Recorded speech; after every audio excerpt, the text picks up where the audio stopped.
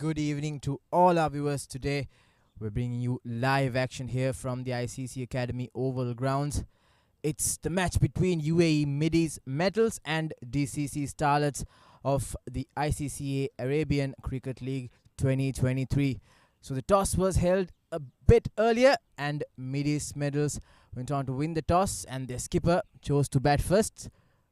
So Mideast Metals, they'll be looking to pose a big score. And the team sheets for UAE DCC Stars, we've got Ronak Panloy. He's been brought back to the team.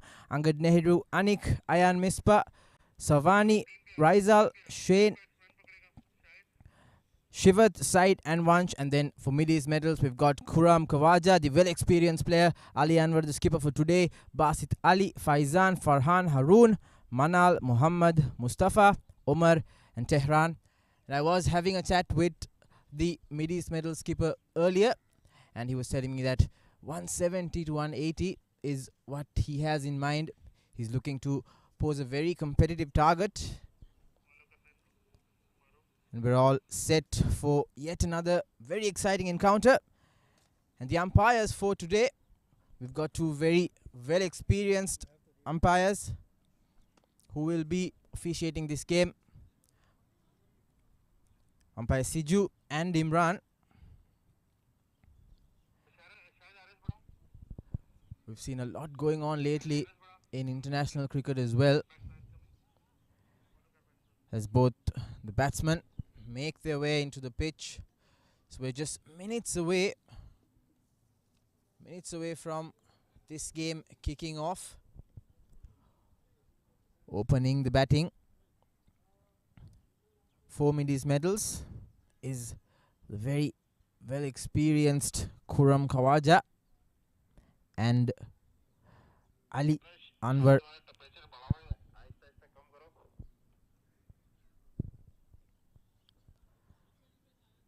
It's a bright and sunny day.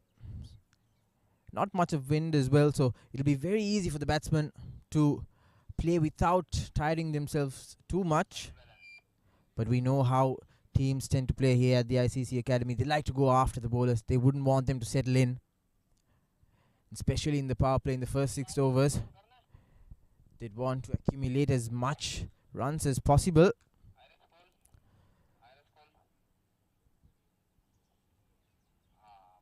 Starting on from the school end.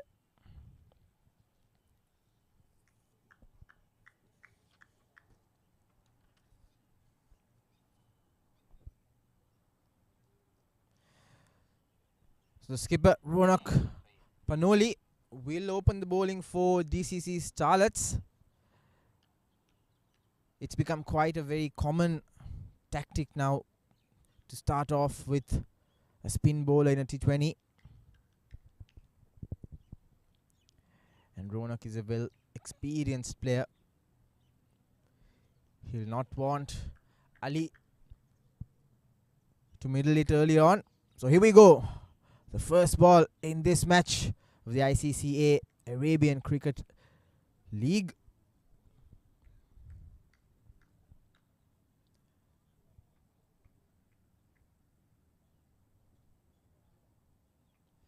Just checking if everything's all right. And I think we're good to go.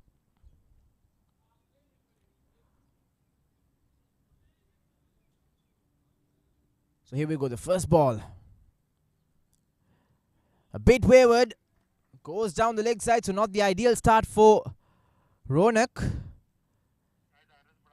That'll be a freebie for Kuram, who goes into strike. So right off the start, Mideast Metals calming those nerves down. We know how sometimes you can just feel the tension in the middle. But very fortunate for Ali. He goes off strike. He can calm those nerves down a bit. Now the veteran in strike. Good delivery. Fixing the line earlier on. Ronak needs to be very consistent. Needs to keep bowling in the right places.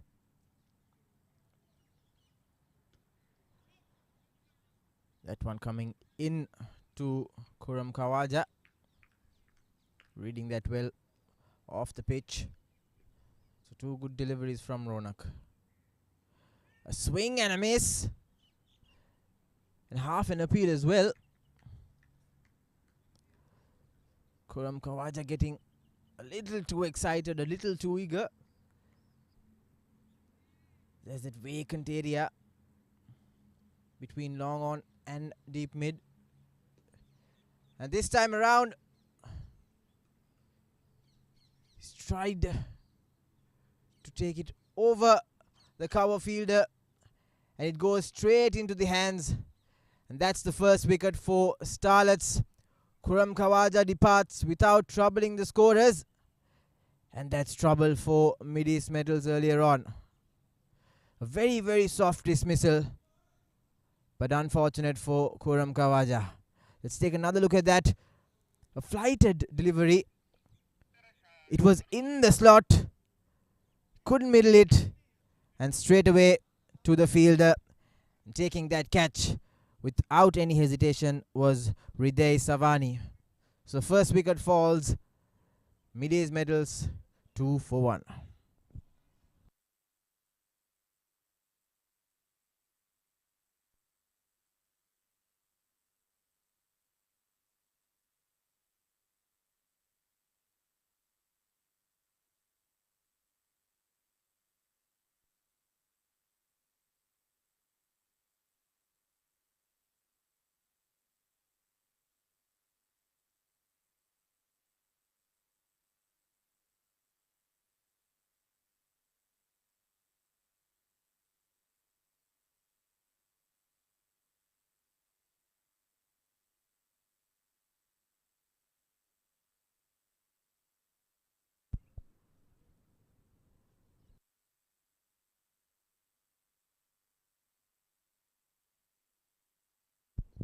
So the new man in for Mideast Metals, a little earlier than he thought, is Faizan Awan, facing his first delivery.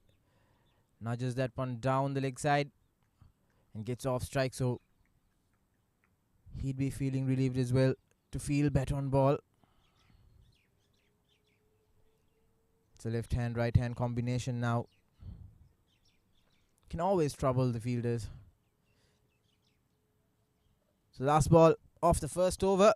So far successful, and successful it remains. So 3 runs and a wicket in the very first over for Ronak and the Starlets. Just the start they wanted.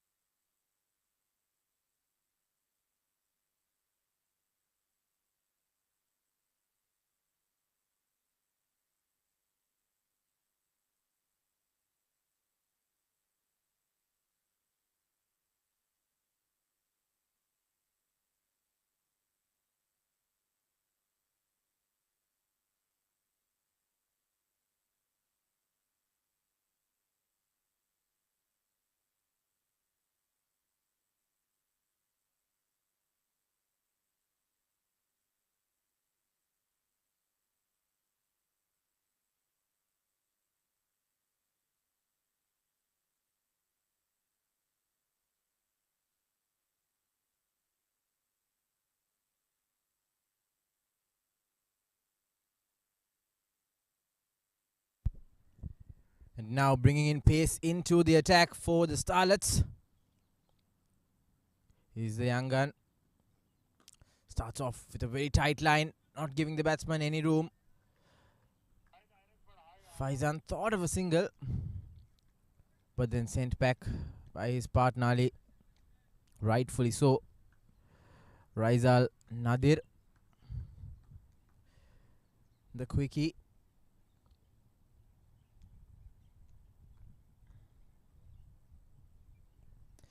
There's a slight breeze blowing now across the pitch. So playing in the offside can be very beneficial to the batsman. Tried to take it on the full, but it was in the slot. A little too full for Faizan to make anything out of it.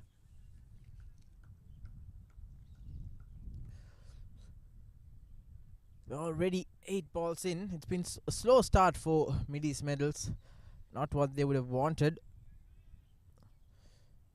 Taking a little time to adjust to the situation. I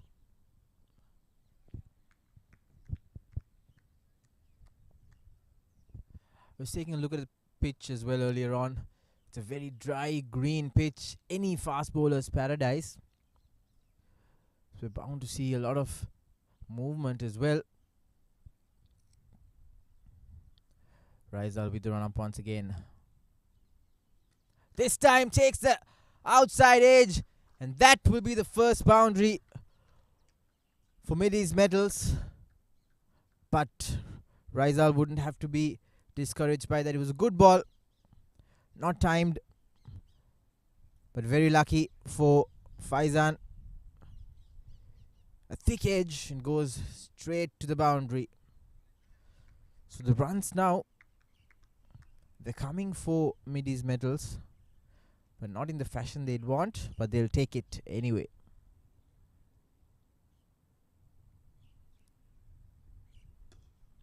A good looking shot in the off, and back-to-back boundaries for Faisal Awan.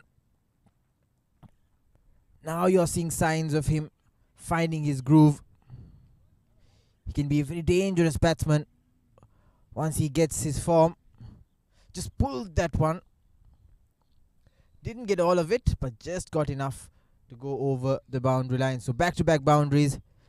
That'll definitely calm the nerves of his entire team.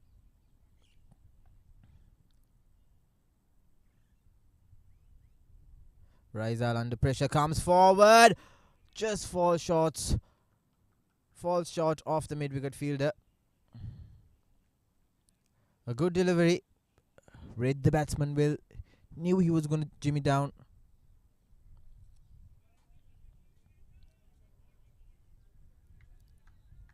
Faizan premeditating that a bit. So the last ball off the second over.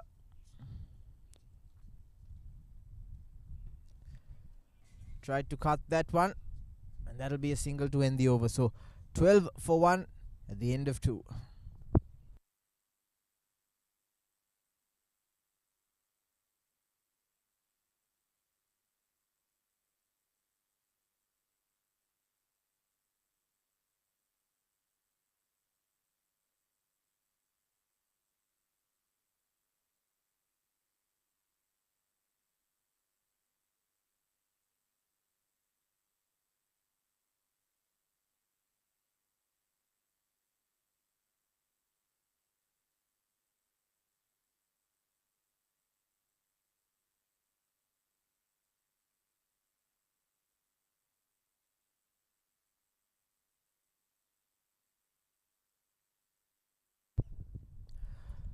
So Ronak will continue, and why not? Bagged an early wicket, giving Mideast medals a lot of pressure. This time around a tad bit short. It's a very quick outfield. A dive by the fielder, but to no avail. It goes to a boundary. So Faizan Awan playing that very cheekily. Not a lot of pace in that, but look at that. Was quick to get down and just carved that ball into open space. So a first ball boundary, always a great start for the batting team. They can build up on this pressure here and counter attack. Good delivery. Spinning into Faizan.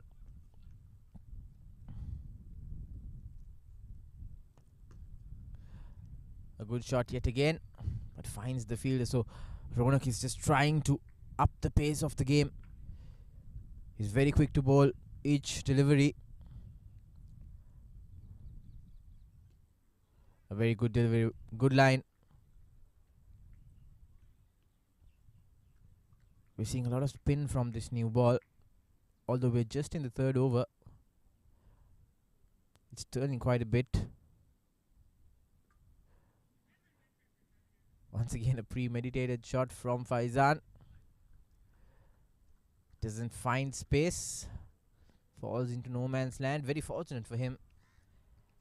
Had that taken the top edge, it would have gone straight to the keeper. But Ronak's bowling in a very slow-paced action. He's not giving the batsman any pace to hit the ball with,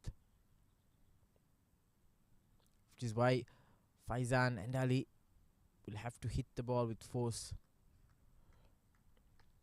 if they want to score the boundaries.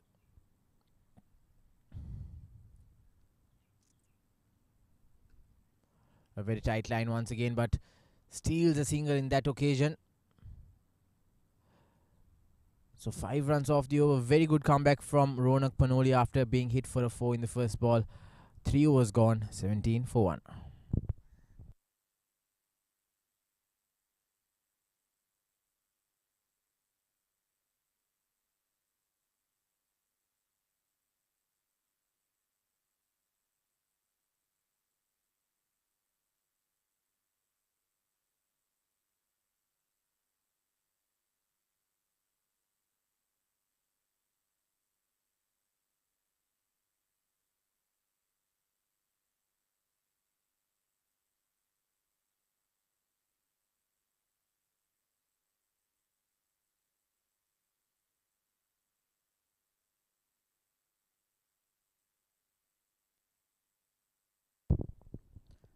Raizal will continue from the ICCA Academy end.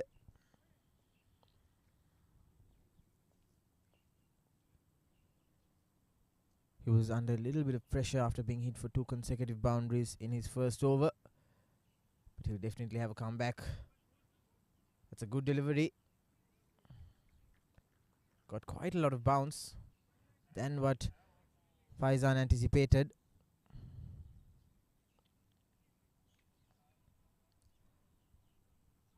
Ali is yet to get off the mark, and we know how dangerous he can be once he gets going.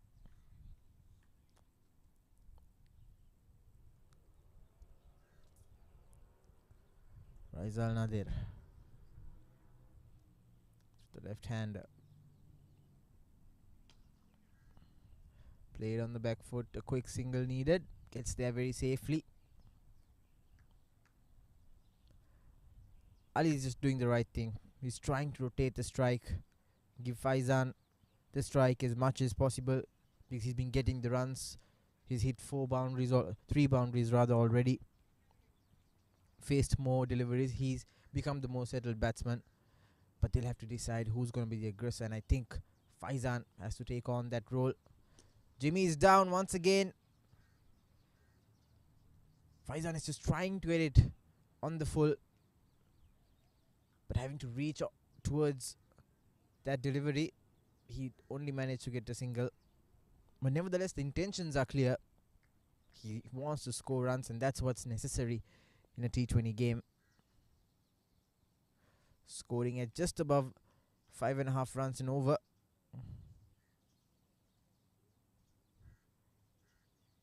After these 3 deliveries, we've got 2 more overs in the power play, and Mideast Metals, they'd like to have more runs on the board, maybe about 40 to 50 runs in the first 6 overs. Can always put the bowling team, the fielding team, under a lot of pressure. So I'm sure we're going to see some fireworks in the next 2 overs. A good line going away from Ali. Not a lot of foot movement there.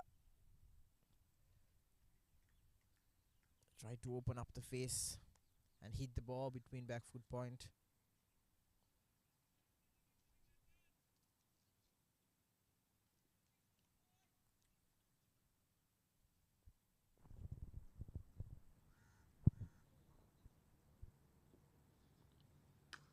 This time around, connects it brilliantly and hits it all the way for the first maximum of this game. Raizal Nadir under a lot of pressure. A clean strike from Ali Anwar. Just stood his ground and took a wild swing at it. And the ball went all the way for a big maximum at the end of the 4th over. So Mideast Metals with a good start, 26 for 1 at the end of 4.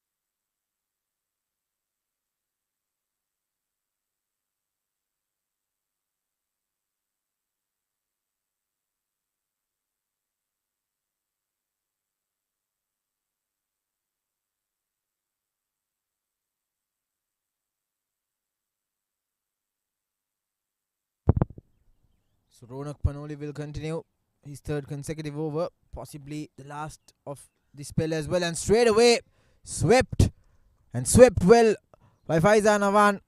Another first ball boundary, but Ronak is not one to be discouraged by these kind of incidents. But take a look at that beautiful shot. Faizan Awan very quick with his feet. He knew there was no fielder back there. Another big swing. An awkward bounce beating the keeper. And that will run away for another boundary. The Starlets, they can't afford these sort of error. Let's take another close look at that. It touches the bat, so there was an opportunity for the keeper to grab that one. But you can see the nod of the head. Yeah, it was a very difficult top chance. Spinning back into Faisal. Very sensible cricket here. Rotating the strike after scoring 2 boundaries. And just like that, Mideast Metals 35 for 1. With 1 more over to go in the power play. So they'll be happy. That ball keeping low. So things slowly but surely now going the Mideast Metals way. They'd want to hold on to this momentum. They'd want to build up on it. And eventually reach that 175, 180 score that they're chasing, they're looking for. Ronak Panoli. A big heave from Faizan. But finds the fielder in the mid-off position. So the second wicket is down for Mideast Metals, and it's the danger man Faizan Awan that has to depart. A very well set move there by the Starlets. Shival Baba taking that catch, but it was there to be hit. And Faizan Awan just falling short. So 26 off 19. 4 boundaries. 5 boundaries rather for Faizan Awan. He gave Mideast the start they wanted, but unfortunately he has to go. So 36 for 1.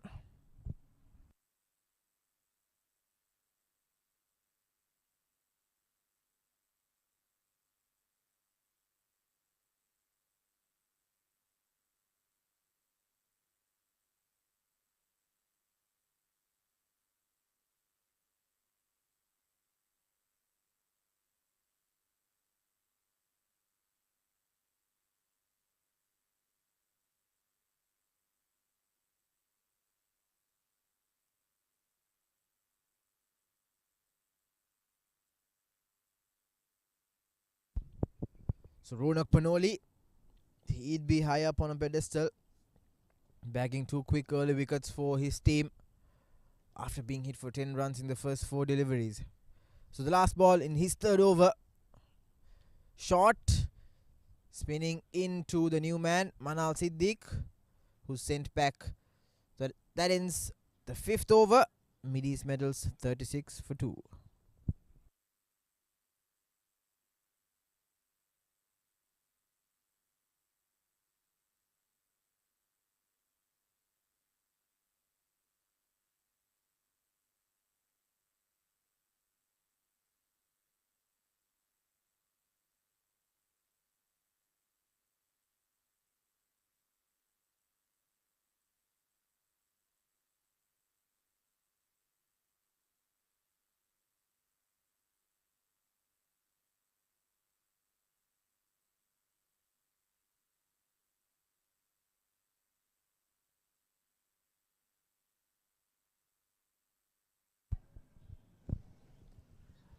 So we're seeing a bowling change. Another spinner coming in from the ICC Academy end, Angad Nehru. And why not? The spinners seem to be taking the wickets, especially Ronak. A little bit of miscommunication there in the middle by both the batsmen, and eventually they're getting that single after a poor bit of fielding. And joining me in the box, my very good friend and fellow Sri Lankan, Atik Nizam. Welcome, Atik. Commentating with me after a long time, yeah? Thank you, Yuzi. And well, good evening to all our viewers. Yes, it's been some time, isn't it? Good to have you back here in the box. Hope you've enjoyed your vacation back in Sri Lanka.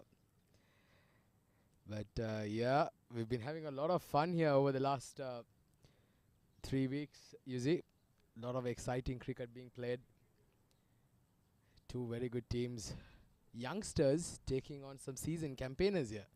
The DCC Starlets and the Mideast Medals. It's been a very good start here by the DCC Starlets. They managed to pick up 2 big wickets as well. But this is going to be the crucial wicket. This man on your screen, Ali Anwar, he can actually cause a lot of damages. They've got to get his wicket early on. Comes down the track. Well, that's what I've been talking about. This is what Ali Anwar can do to you.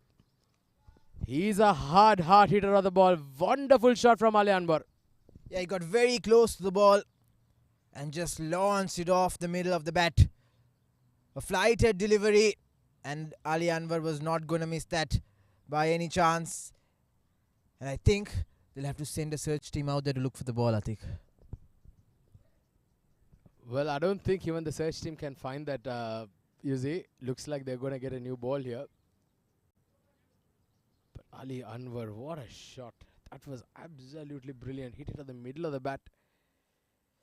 Mideast Medals, even in spite of losing those 2 wickets. In spite of losing those 2 wickets, they still need to make sure that they put on a good partnership here. Manal Siddiqui, another very good player, had a very good outing the previous day. Today, once again, they'll need these two to put their hands up. Mideast Medals a very good team, you see. And we've known that, we've seen in the previous tournament as well, they were finalists, or in fact, they were champions, I think, if I'm not mistaken, in the previous Arabian Cricket League. But it's a good start for the Starlets. They managed to bag the 2 important players, and now they'd want Ali Anwar's wicket as well. And I think that's why the Starlet skipper opted for this change. He's bringing spinners from both ends, because the fast bowler Raizal has given away some crucial runs.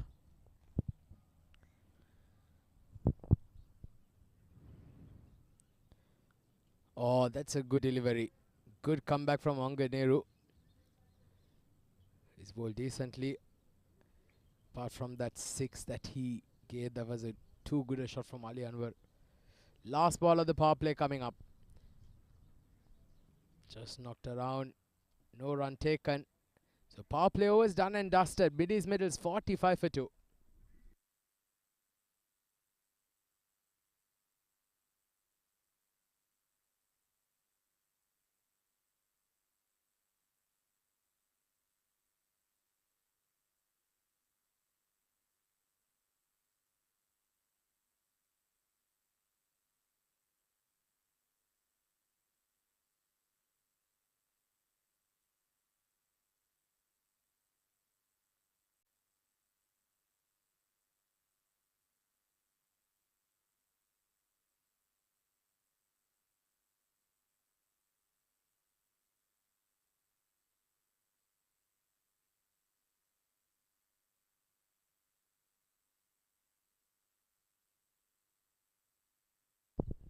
So Ronak with his last over, and starts off with a very good one.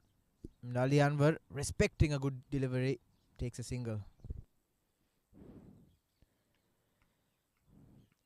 A decent start here. Mideast Medals also getting 46 on the board. They're going at 7.5 runs and over. They'll need to make sure if they can somehow put on a partnership here, especially with Ali Anwar out there in the middle. They can post up a good score here. Once again, a good delivery, a quick single. Run out opportunity, but there was not enough gas behind the throw. Yeah, the Starlets, they'll want to be more energetic in the field to make something out of nothing. I'm quite surprised Ronak finishing off his 4 overs right off the bat. I'd fancy if he had kept 2 overs for the end. And Ali Anwar pulling that one and pulling it well, but not good enough to find the boundary. A good effort from the Starlet fielder. That's Hriday Savani, who took a good catch as well earlier. Yeah, Hriday Savani, one of the top players in this DCC Starlets, a very good batter, the opening batter of this team. Oh, this time it's hit in the air. He's not got all of that. Valiant effort by the fielder. Unfortunately, not able to hang on to it. Well, Ronak Panoli, that was a good delivery, but unfortunately, just could not head it up. Yeah, this is what they wanted. It was a set-up move. They had the fielder in the deep. And right after praising Savnani, Atik, he just failed to get there right on time. But it was a good effort. And in the end, Ali Anwar gets the lifeline. 2 more deliveries for Ronak Panoli to be bowled out with his first 4 overs. Once again, a pulled 1 bounce and finds the fielder in the deep.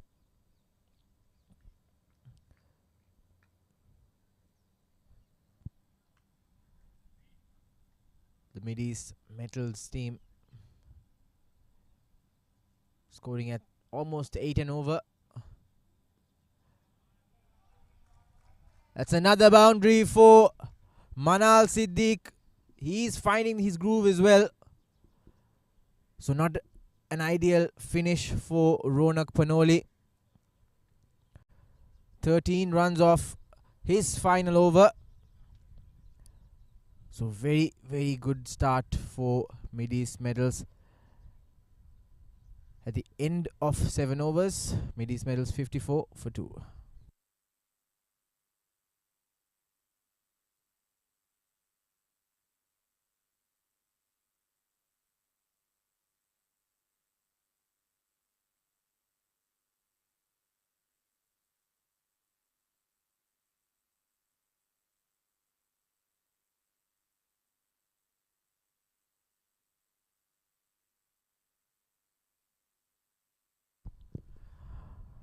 Angad Nehru to continue. He was hit for 9 runs in the first over. A massive 6 scored by this man Ali Anwar. Stealing a quick single. Very good running. Called early and responded quickly as well. It's quite surprising actually. Just like that, Ali Anwar, he scored he took quite a bit of time to score his first few runs, but then once he settled in, he's at 25 of 14 deliveries now. So you can tell what sort of power he holds within him. An opportunity and it goes begging. That was the chance for Angad Nehru to give his team a breakthrough. Manal Siddiq with a breather. It was nothing short actually. And at this stage that catch would have been taken. Now swept away. A lofted slog rather from Manal into space.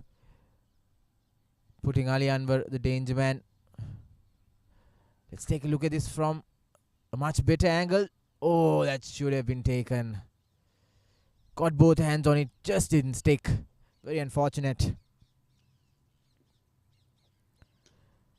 Ali Anwar comes down the track and heaves yet another one over the boundary line. So Angad Nehru paying the price for dropping that catch earlier, which could have changed the momentum by quite a bit. Well, if you miss this man's catches, well, you're going to pay very dearly. Look at that shot. That's landed in oval number 1 here at the ICC Academy. The one behind this venue that we are presently playing. Ali Anwar is looking very ominous right now. 31 of 15. Manal Siddiqui just having walked out to bat. He's just made only 7 runs contribution in this partnership of 30 so far. Too short, not timing the Ali Anwar. Get a single. Yeah, one more ball to go in the 8th. Angar would be kicking himself for missing that. Manal Siddiqui just getting lucky, but a very nice shot, very cheeky, using the pace of the ball. But does it have the legs? Stopped just short. So 2 runs to end the over, and 69 for 2 at the end of 8.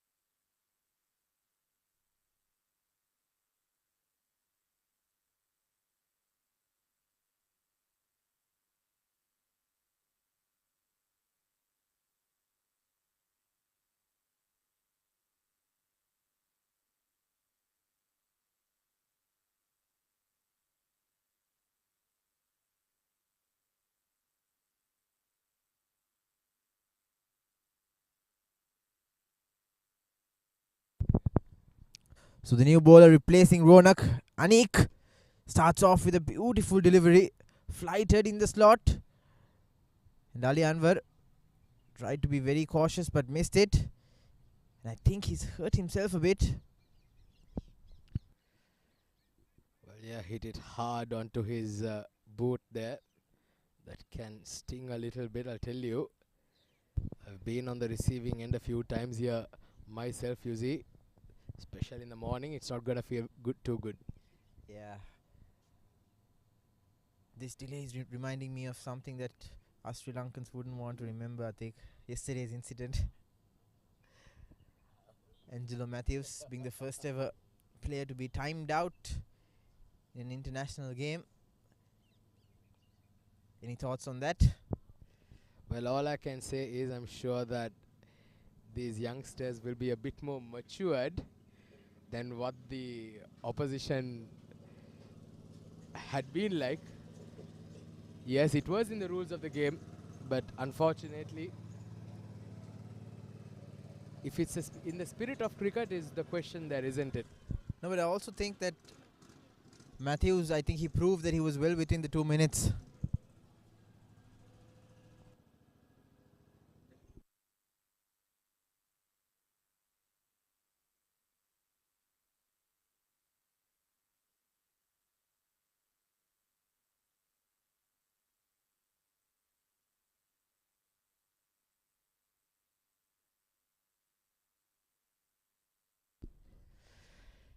.69 on the board. I think looks like everything is all right. He's good to go, the Ali Anwar.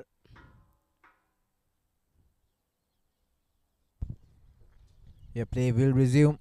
Anik, he'd want to continue that same line.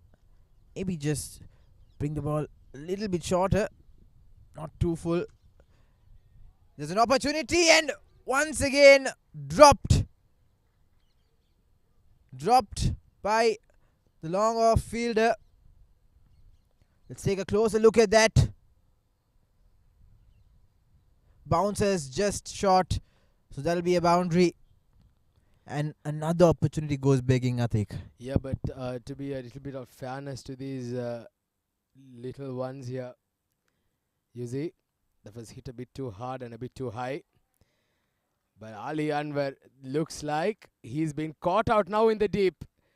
Well, that's a big wicket. We've been speaking about how costly these catches going to be. Well, lucky for them, this has not been proven very costly. Big wicket here, Ali Anwar departs. It was a very hard hit shot, but the fielder judged it very, very well. And Ali Anwar has to go after giving Mideast Metals a very quick fire start. He goes for 32 off 19, and Mideast Metals now with the loss of 3 wickets at 8.23 overs.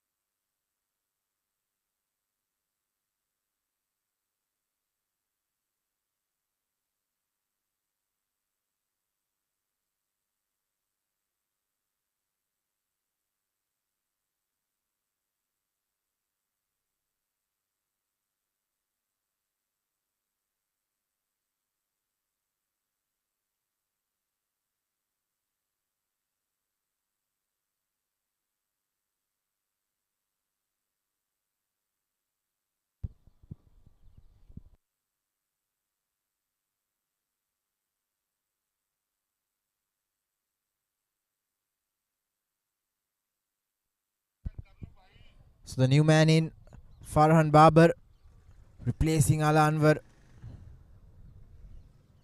And straight away going off strike. So Anik is proving to be that impact bowler the Starlets were craving and looking for. He got that all-important breakthrough. 2 chances in the same over. Unfortunately for the men in pink, one stuck to the hands of the fielder. So it's a good over with 2 more deliveries to go. Flighted. A slight appeal, but I think it had a lot of bat on it. Keeper clearly not happy with the fielder's throw, and rightfully so.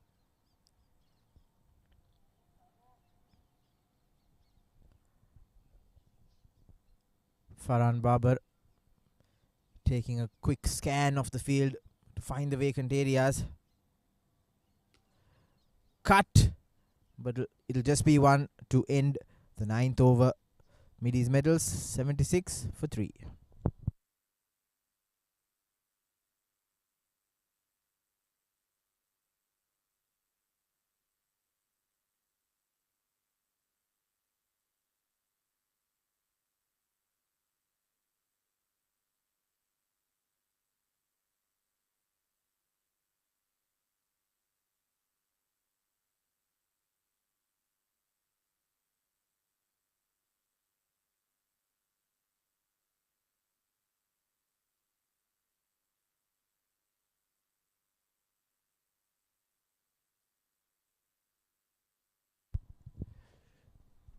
Shival Bawa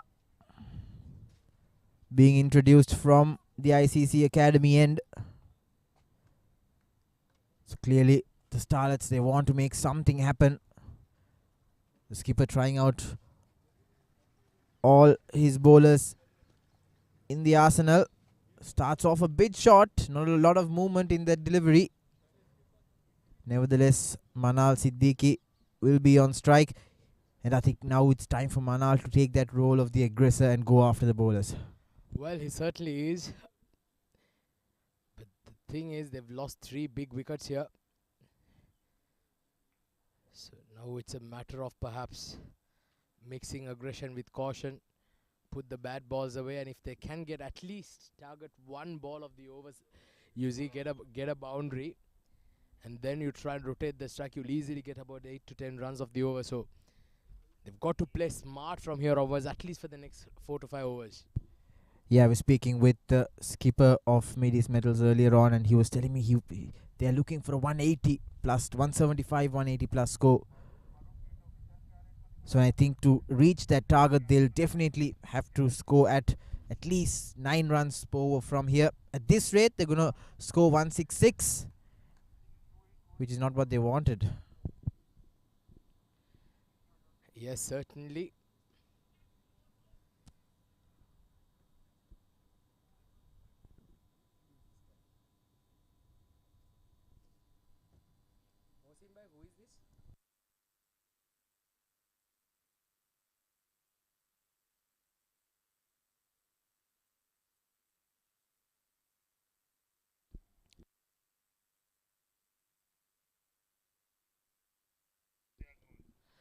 Well, just earlier we just saw some pictures of the UAE head coach, UAE Mr. Mudassar Nazar, and the former captain of UAE as well. So some very respectable dignitaries here in the house at the ICC Academy to witness this game between the Mideast Metals and the Starlets. It's good to see the national coaches and the captains, having an eye out, isn't it, in the local talent that is happening in the UAE. A lot of exciting talent coming through, and these Starlets, all under 19-year-old players, so they've got a lot of future ahead of them as well. Yeah, definitely. It's all about scouting the right players. But we'll come back to that after talking about this beautiful shot. He cut it to perfection, timed it very well, and got all of it. A very deserved boundary for Farhan Babar with that beautiful shot. Yeah, once again, there you go. This is what we've been talking about, isn't it? They kept getting singles of the over, and here they got one loose one. They just made sure to dispatch it to the boundary. Now they've made it a decent over. They converted it to their advantage. 9 runs coming off this over now of Shival Baba. Last ball of the 10th here. Played at the back foot. They're pushing for a second.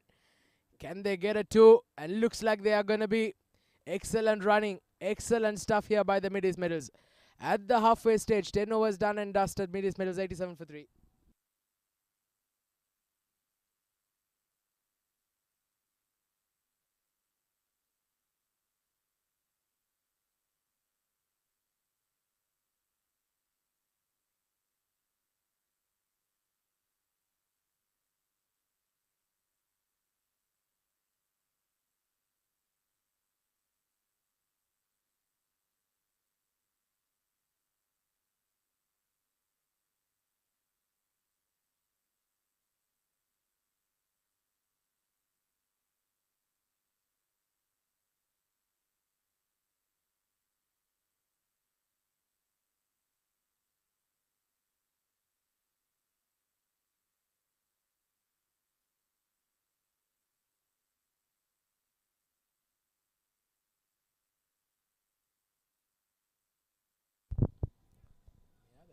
Hmm. So Shival Baba will continue. Almost a full toss, but taken in with a half volley kind of shot. And Farhan Babar will be back on strike. He'd want to continue from that same momentum that he hit that beautiful cut shot. So he'd want to continue with more of those for sure, Atik. Yeah, definitely. They've got to keep pushing on the runs here. They're going through nicely. They're going at close to just above 8.5 runs and over. But that wicket of Ali Anwar will definitely mean something, because it is his wicket whether the difference is going to be whether if they end up at 170, 180 or they end up at 220. Yeah, That's the difference of that man. Yeah, I'd have to agree. But at the same time, Atik, Manal and Farhan, they've not come to a halt. They've kept the scoreboard ticking, and just like that, there's another opportunity and dropped in the deep. So the fielding, not Starlet's friend tonight. Well, this has been the problem. Starlets, they've not been very consistent as far as their catching is concerned. They've got to up their game. This is going to be a very tough tournament, going against the likes of teams like Mideast Metals, or perhaps they'll be also up against some very top teams like the Vision Shipping or the 7 Districts as they go on in the tournament. So if you do not take your chances, well, you'll be paying a very heavy price. Catches win matches, they say. Which is why Sri Lanka is kind of in the bottom of the list in international cricket. They've dropped the fair share of catches and doesn't connect that one, but just able to steal a single. UAE Mideast medals, they'd be happy with where they are after the halfway mark, and they've got quite a few wickets in hand as well. Slowly but surely someone will want to step on the accelerator. Push down for a single. So single of every ball. That's good stuff here. At least they're rotating the strike. So 6 runs of that over from Anik. Mideast medals going through nicely. 93 for 3.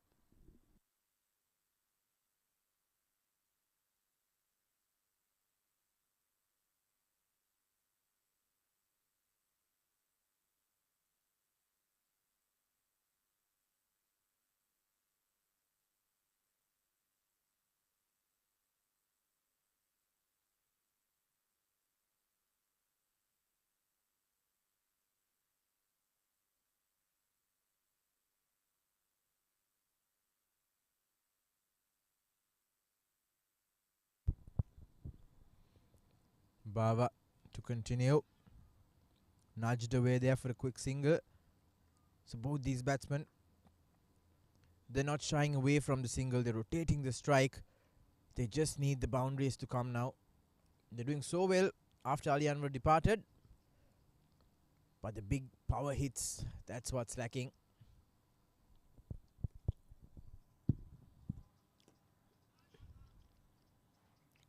Yeah, usually Manal Sadiq is not a very big hitter of the ball. He usually likes to take his time, keep rotating the strike. Then he will find that boundary here and there. Not the right shot, my friend. Ball bowled across the right-hander. It's a very risky ploy. Perhaps a better option would have tried to perhaps gone through that cover, extra cover region. There's a big gap between mid-off and that deep point fielder.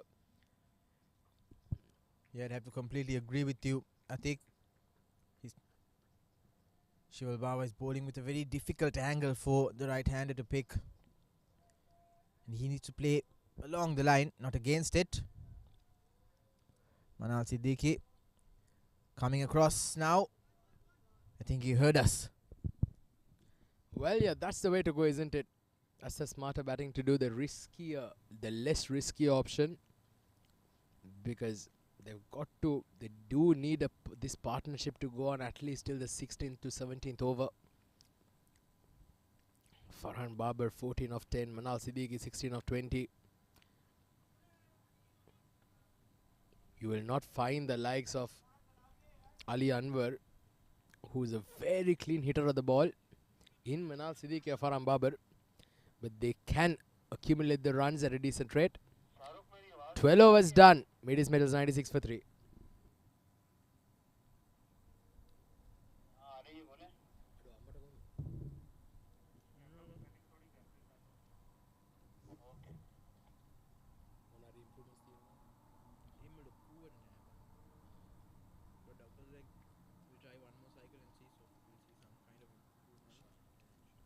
But we thought if there is no improvement after the third cycle, we're stopping because she's suffering with it. And she begged us not to do it again. We're like, okay, give us one chance, one more cycle, and then we listen to you. Exactly. We will respect her decision as well.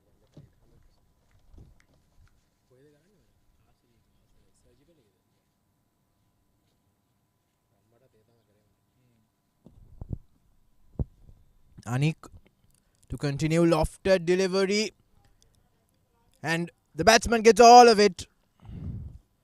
A brilliant 6 to start off the 13th over. Just the right start that they were looking for. They lacked boundaries in the last couple of overs, but here in the first delivery. Well, I think Farhan Babar has taken offense to our comment earlier that he's no Ali Anwar perhaps, but he's once again proving us wrong as commentators. A brilliant shot. Got all of that middle of the bat straight as an arrow. Farhan Babar is striking at a good, healthy rate as well. 21 off 12. So he's definitely not afraid to swing the bat at the ball. Well, he certainly is. He's a very good player, Farhan Babar. Can handle his fort. And that 6 has brought the 100 up for the Mideast Metals inside the 13th over. They're going at a decent rate here, close to 8.5.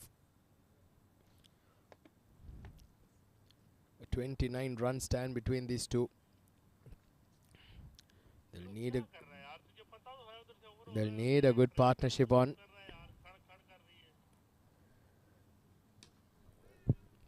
Played off the back foot, gives himself some room. A direct hit was required, but ultimately a safe single. They're trying to open up some room there. Farhan Babar tried to play that inside out shot, but well read by Anik. Bowling at a very tight line. A full toss, slogged away. Manal Siddiqui, he'll definitely be regretting that shot because he would have wanted more off of that juicy full toss.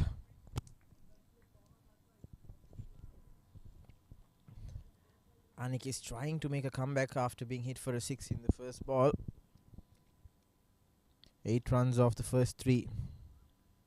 Shorter this time in the air. There is a fielder coming underneath it, but just unable to get there on time. So Farhan Babar survives.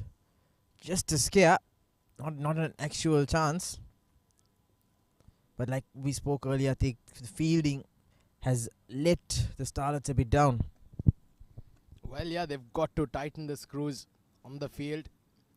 I'm sure they've been guided by some very good coaches, the Starlets. So they have a lot of learning curve ahead of them. Mind you, once again, remind you, these are all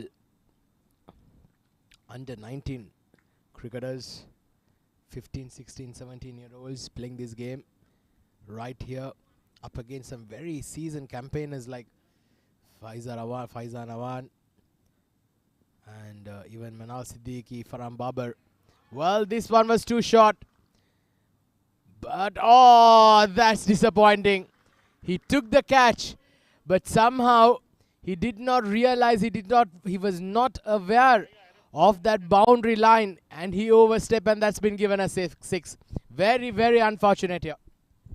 Yeah, you have to be very careful and mindful of where you are in the field. He was hit hard by Babar, and it was a good catch as well, but unfortunately just stepped over the line and just lost his balance. So a big 6 to end the 13th over. Mideast Metals 112 for 3.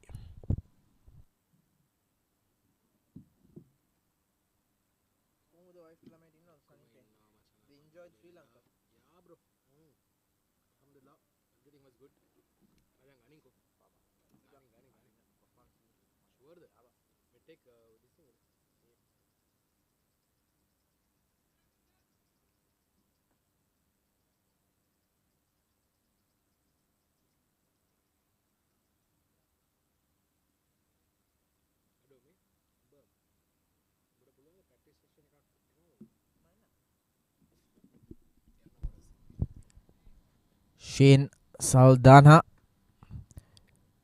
being introduced from the ICCA Academy, and like I was saying earlier, the captain's bringing all his bowlers, trying and testing. A good start for Saldana. A bit of movement there. I'm surprised there, Yuzi, that the wicket keeper did not go upstairs, because I felt like I saw his foot being lifted. Manal Siddiqui, just at that point. It would be very interesting if we had a replay on that. But I just felt like for a second his foot did lift. But somehow none of the fielders were interested to go upstairs.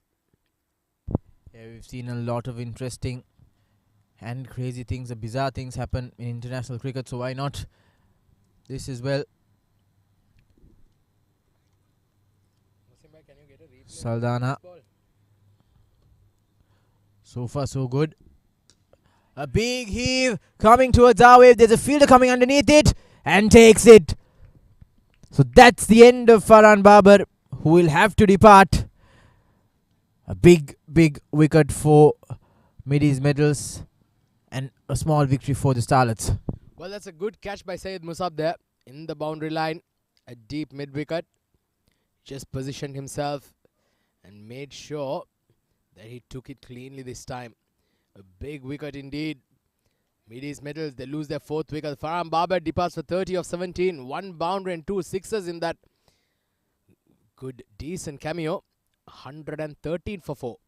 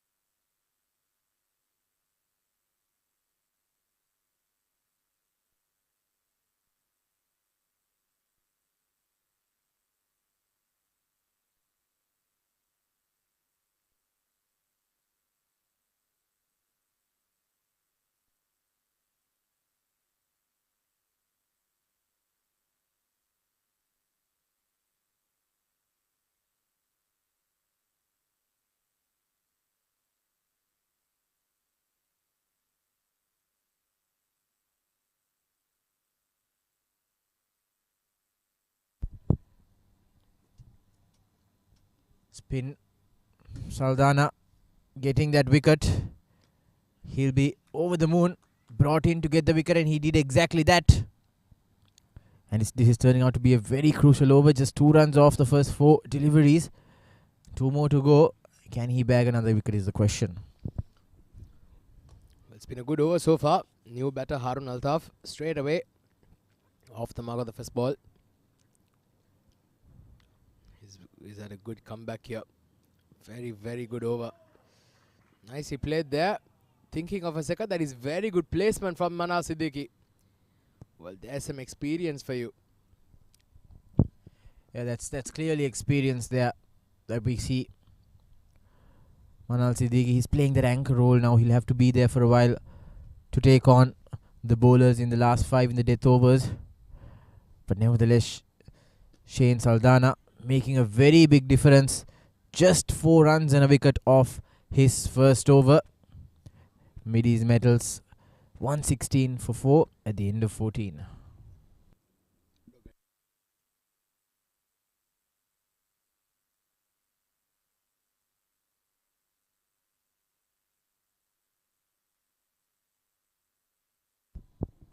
A quick look at how the scorecard is so far. Ali Anwar was the man who gave that fiery start for the Mideast Metals. Kuram Khawaja unfortunate. He couldn't get off the mark. And then Faizan and Ali Anwar built that good partnership. Manal Siddiq still hanging on there. He tried to build something with Farhan Babar, but just came to an end in the last over. And like we spoke earlier, 6 bowlers have come into the play. They've only managed to bag 4 wickets so far. Another very lofted, flighted delivery. Hit down the ground for a single. And Manal Siddiqui, the man who's settled in, he'll be key.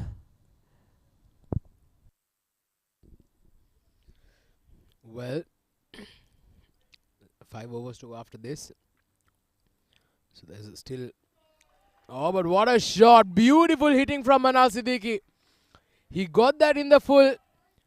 And that was the secret. Made sure that he hit the middle of the bat and got all of it and deposited it into the grass banks. Wonderful shot from Manal Siddiqui.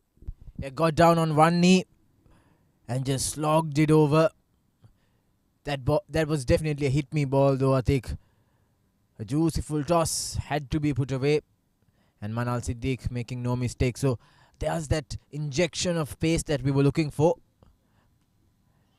And very smart. Taking a quick single call is for 2, but sent back. And rightfully so by Harun Altaf. Yeah, smart cricket there. But once again, very impressed with how Manal Siddiqui has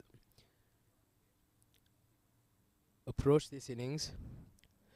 Every single time he hits a boundary, he does it, rotates it with a single. Oh, there's an opportunity for a run out. Well, what did he do? I think he just did not turn and he tried and hit the stumps there, because he was way down the stumps that Manal Siddiqui was. Yeah, this level, those kind of chances have to be taken. There was a half chance, and Anik should have attempted to go for the run out. A big heave there from Harun Altaf. Had Anik hit the stumps in that run out, this could have been avoided, Atik. Well, that's how the game goes, isn't it? But just look at that shot. So beautiful. So much of class. And so much of pure class in that. Harun Altaf, that would give him. Gets on the back foot. Plays a quick single to end the over. Mideast Metals 128 for 4.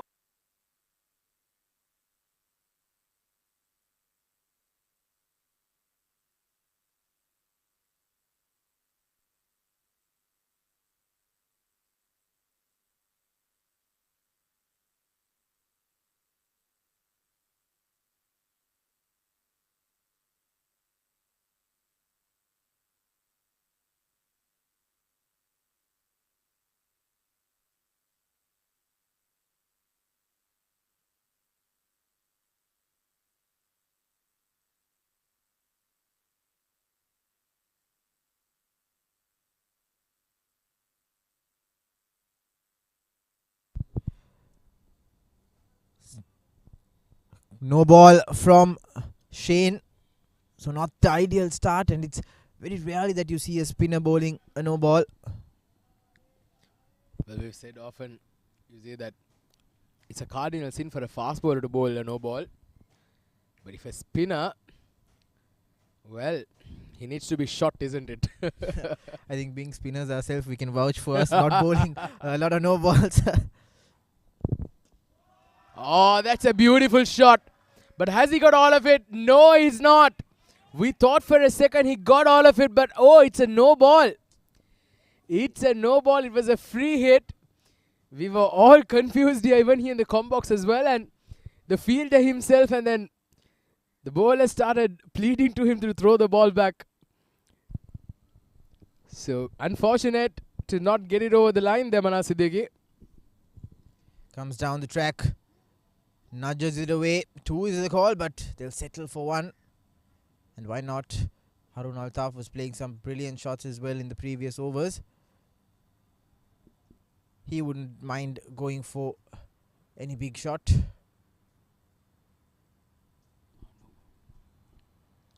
So last ball of the 15th over coming up.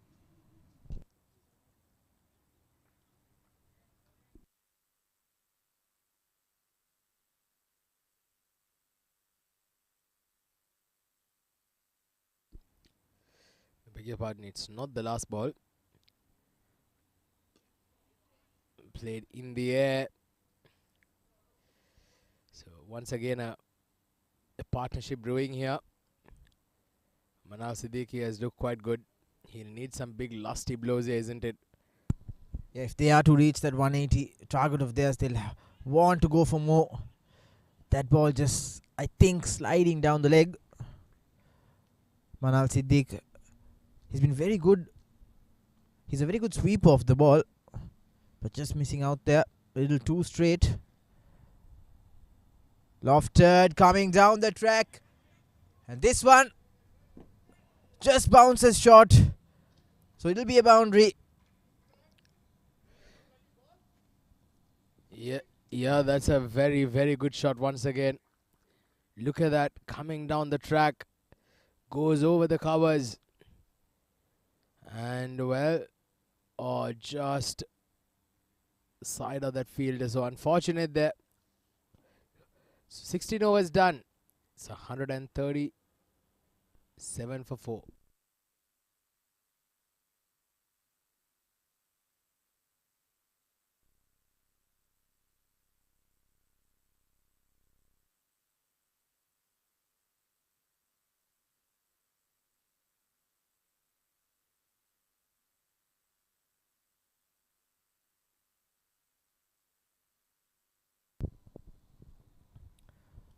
Baba to continue from the school end, full toss. There is a fielder in the deep. They'll get 2 quick runs.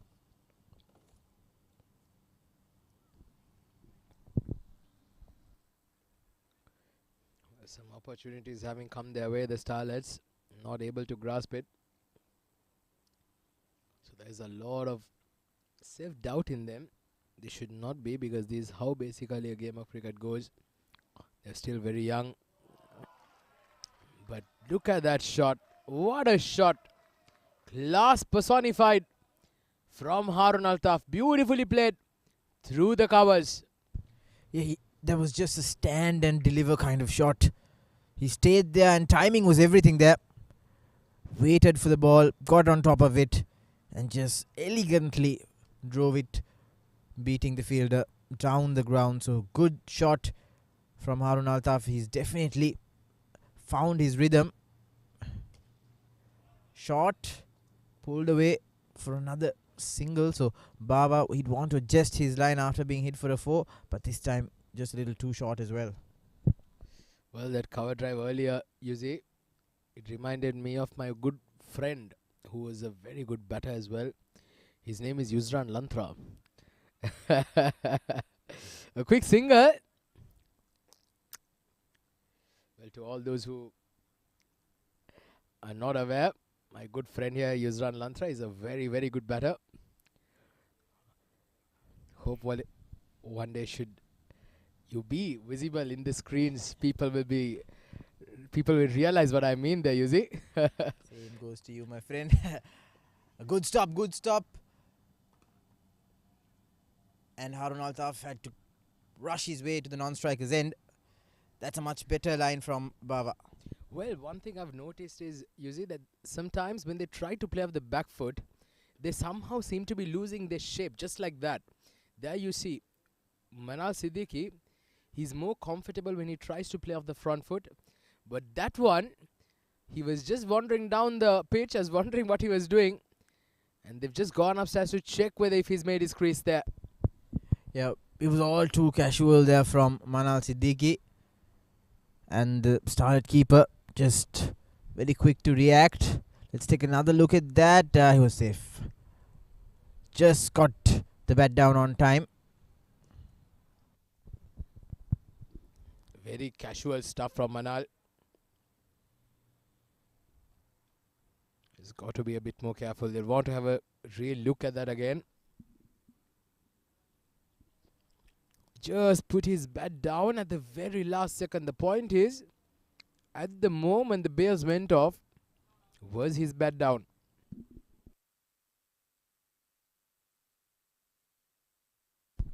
Yeah, so the verdict is in. Manal Siddiqui is safe. So Mideast Metals 138 for the loss of 4 wickets after 16 overs.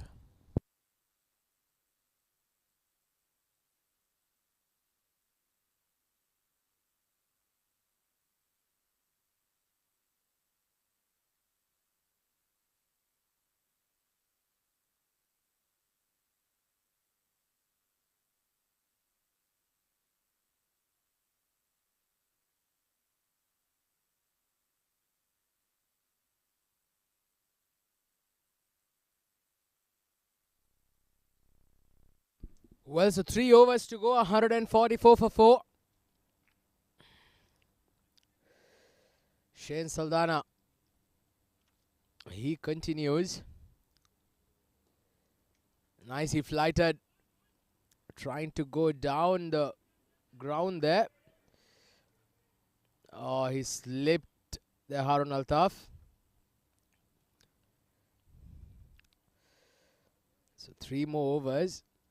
The question is, how much more can they get? With 6 wickets in hand, they have to go for at least 10 runs and over from here. Perhaps that would help them get to that 175 to 180 mark, which is an absolute minimum here in this pitch. They've got to push on here now. Reverse swept and nicely played from Manal Siddiqui. That's a shot. That's a serious shot from Manal Siddiqui. Great reverse sweep. got in line, got in perfect position there to play that shot. And he just got all of it. Beautiful batting from Manas Siddiqui. 149 on the board now.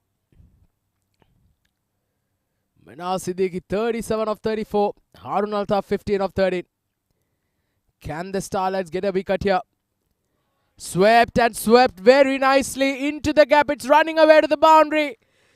The deep square leg fielder had absolutely no chance. And what a way to bring the 150 up for the Mideast medals. This is a high-class innings from Manas Siddiqui. Once again showing us exactly what he can do. They've hit the gas here now. We're in towards the last 3 overs. 153 onto the board. 9 runs coming on the first 3 balls of Shane Saldana. Oh, he's just scooped that just wide of that bowler. Just wide of Shane. Unfortunately, once again, it falls in no man's land. Manas Siddiqui can go and get himself a Raffles ticket here.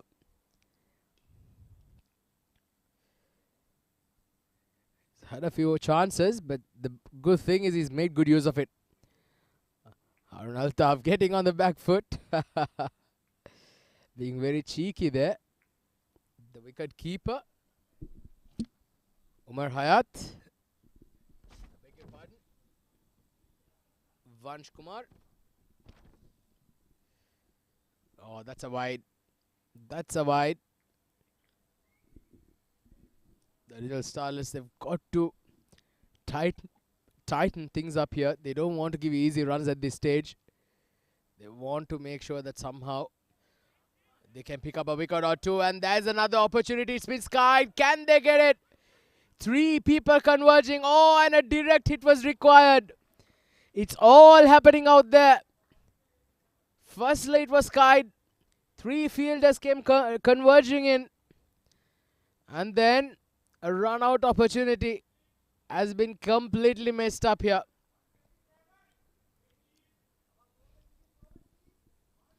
Look at the replay once again. Well, there were 2 opportunities there. This was the first one. Oh, I think that catch was perhaps be a bit tougher for the bowler running behind. But it exactly fell there. But there's the run-out opportunity.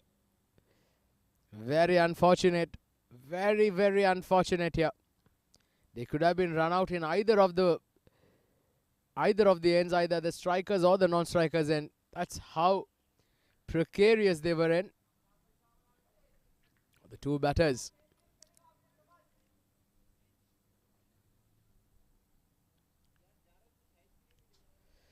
Well, so we're in for the 19th over now.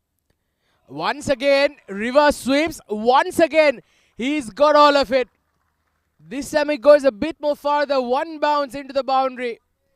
Manas Siddiqui is playing a belligerent knock here tonight. Fantastic batting. Gets underneath the ball. And that was the secret. He was in a good position to make contact with the ball there. And he knew that he had to just make sure to clear that point fielder. And he will get full value for shots. This is a terrific knock from Manas Siddiqui. Moves on to 47 now of 38 balls.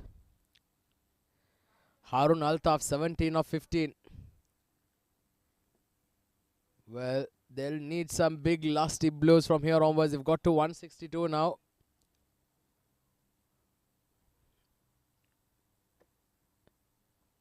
Shot gets on the back foot. Has he got all of it? No, he has not. Plays it down to the mid-on region for a single. Well, this has been a terrific, terrific performance here so far. Going very nicely here.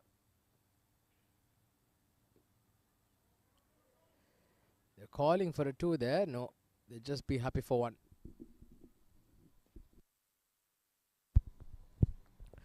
A lot of fireworks coming in from Manas Siddiqui, injecting the aggression that Mideast Metals were looking for.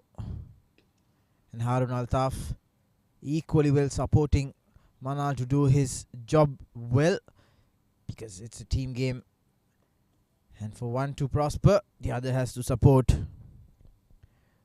Manal just 2 runs short of yet another milestone. 48 off 39, started off slow, but in these last few overs he's been very aggressive. And a single to end the 19th. We've got one more over in this game remaining, so 167 for 4.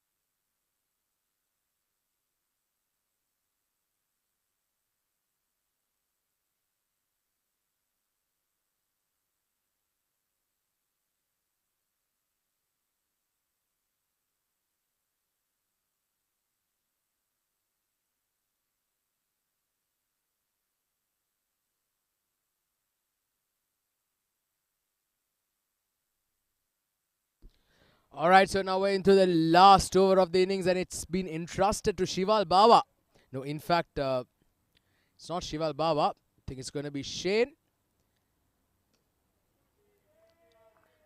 Saldana to bowl out here, the last over. Well, you'll need some guts, isn't it, giving the last over to a spinner here? Yuzi, do you think it's the right call? I think the skipper had no other option today, Atik, because it's just been one pace bowler and 7 other spinners. A big heave there from Harun Altaf, and clears the boundary with ease. So a 6 in the second delivery in the final over, taking Mideast Metals ever so close to that total that they were after. Well, this is what we've been talking about, isn't it? When a spinner bowls, and like you said, they don't have much opportunity. They don't have much options here. Well, I'd like to see him perhaps try and fire it in onto perhaps the just outside off. Yeah, just like that. But it doesn't matter. But I think looks like it's worked. There's an opportunity for a catch, and he's taken it cleanly. This is what we've been talking about.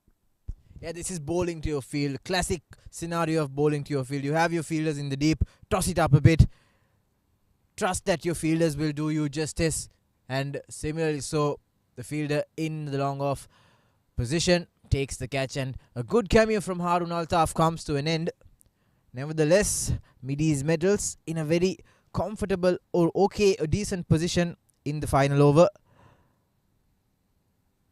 173 for the loss of 5 wickets.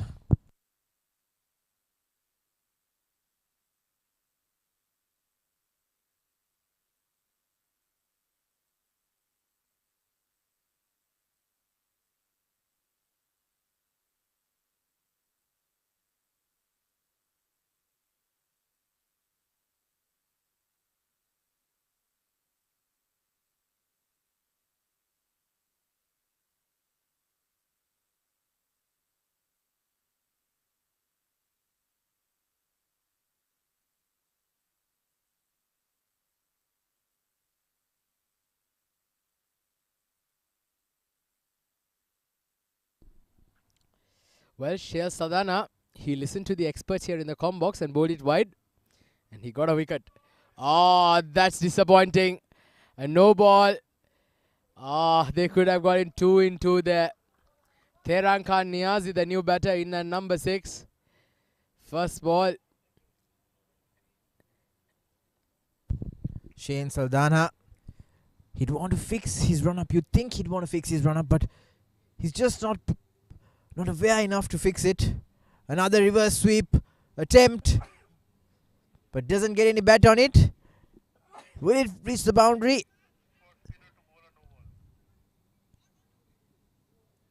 An attempt in the non-striker's end, but manages to scamper across for 3 runs.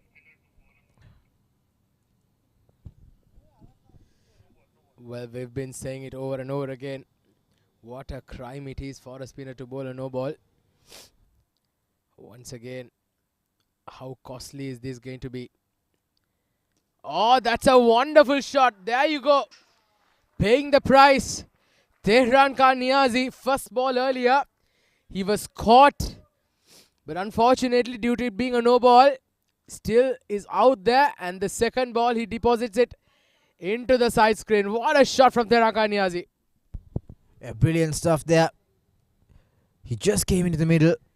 Faced only two deliveries. The second one scampered for a big six. And another big heave into open space. India onside to end the innings for Mideast medals. And they've easily reached that 180 plus total. So they end the 20 overs scoring a mammoth 188 for the loss of 5 wickets, which means it's an uphill battle for the DCC Starlets. Well, they have only themselves to blame at this stage. Had they taken those opportunities, this would have been a different story. But Manal Siddiqui, take a bow. What an innings it has been. Brilliant 50. And he's helped get their team to a respectable total. And Tehran Khan Niazi, the legend as he is, clean hitter of the ball, comes and makes cricket look like a very easy game. 6 and a 4 to finish the innings off. And the momentum is now with the Mideast medals. Yeah, and you can see from the body language of the Starlets as well. Their shoulders are down, their heads are down, but they'll have to come back very strong with the batting performance. A quick look at the scorecard. Ali Anwar injecting that 36 quickfire start and then adding on to that mammoth total. Manal Siddiqui, the top scorer, 53 unbeaten. Farhan Babar ably supporting him with 30, quickfire 30 of 17 deliveries. Harun Altaf as well, 25 of 19. And then Tehran Khan Niazi just faced 3 balls, 6, 4 single, and he helped this Mideast medals team reach that 188 total. So it's a very, very tight uphill battle for Starlets coming up. Well, with the ball right on top, Ronak Panoli bowled decently, 2 for 31. And right down, Shane Saldana, slightly expensive, but he did pick up 2 wickets as well. 1 wicket there for Anik as well, but besides that, there's nothing much to speak about. The extras, 7 extras with that, so as many no balls, drop catches has just not helped their cause. The Mideast medals, well, they've managed to post on a brilliant score of 188.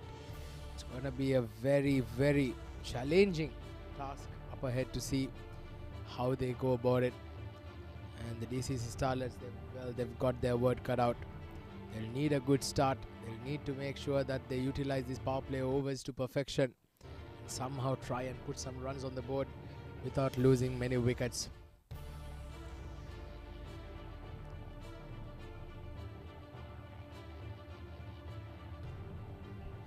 Alright, so we'll take a break. We'll be back shortly with live action.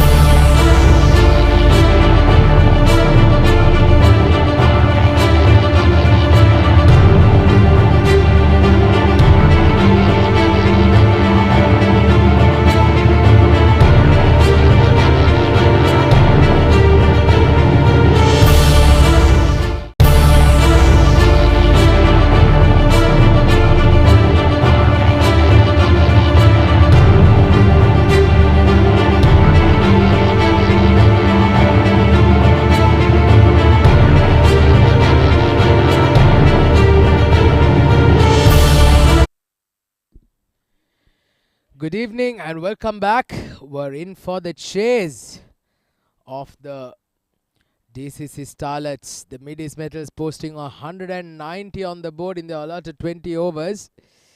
And that was the story. A brilliant innings from Manar Siddiqui. Managed to hold it up towards the end and equally well supported there from Ali Anwar right at the top. Faizan Awan getting a start. And then Farhan Babar and Harun Altaf towards the end. Putting on some decent cameos, and then with the ball as well, a couple of wickets for the Starlets, Ronak Panoli and Shane Saldana. Finally they post 190 on the board, and the Starlet batters, they're just walking out into bat in pursuit of 191. This is gonna be a very exciting contest just to see how these little Starlets go against the likes of the Mideast Metals bowlers. They've got a very good bowling lineup as well. Tehran Khan Niazi, he's a champion himself, and a good couple of hits just towards that end to end the innings. This is gonna be a very interesting period of play. The two batters out there is Hriday Savnani, the left-hander, and Ronak Panoli. So Tehran Khan Niazi opening the proceedings from the school end.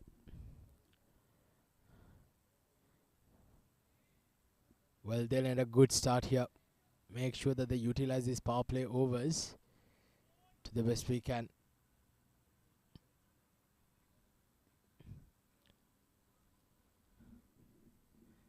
Well, I think there's a change in the batting lineup. It's actually not Hriday Savnani. It's Raisal Nadir who's walked out into bat with Ronak Panoli. So there's a bit of a change there. This is going to be interesting to see how they go about it.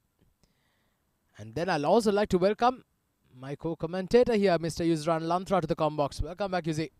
Thank you, Atik. And straight away, Tehran with a full delivery, and Ronak Panoli not missing out on that one, flicking it with such elegance. And straight away, just like that, a boundary. What a shot, what a start from Ronak Panoli. Well, who expected that? Just look at that, onto the pads. First ball. And if you're going to treat a bowler like Tehran Khan Niazi that way, well, you should be a serious talent here. And that is who Ronak Panoli is. What a brilliant shot from Ronak Panoli. Fantastic stuff. Yeah, he just stood his ground and flicked it with so much poise and elegance. He knew what he was doing. Ronak Panoli means business, brought back for this game.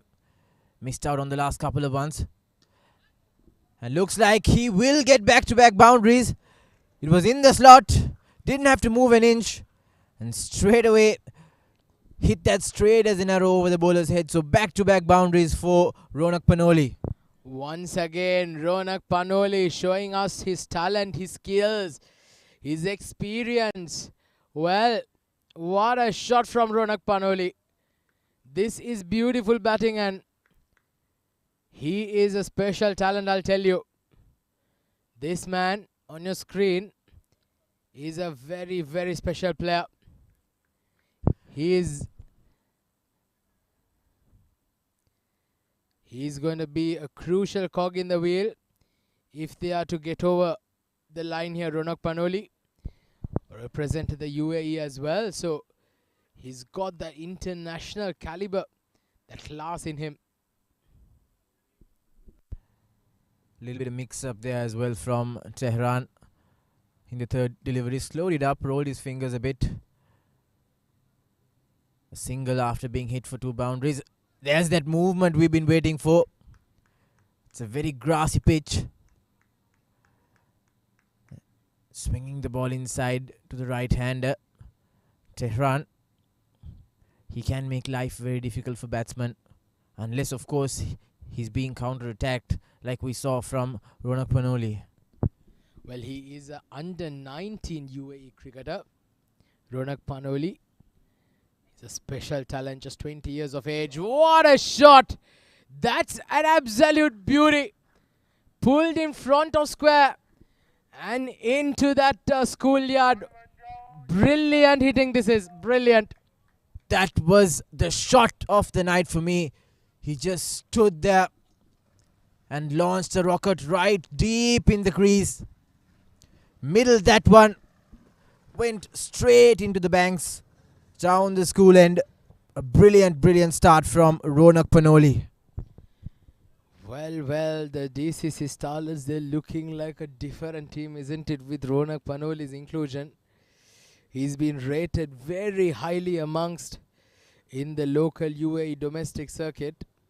And this is the reason why he is a special talent, this man. A very, very special cricketer. Once again, he hooks in front. One bounce into the boundary. Ronak Panoli is playing a brilliant, he's playing a beautiful knock here. Expensive over here from Tehran Khan. Look at that. Pulled behind square. And 18 runs coming off that first over from Tehran Khan Niazi. What a start it has been for the DCC Starlets.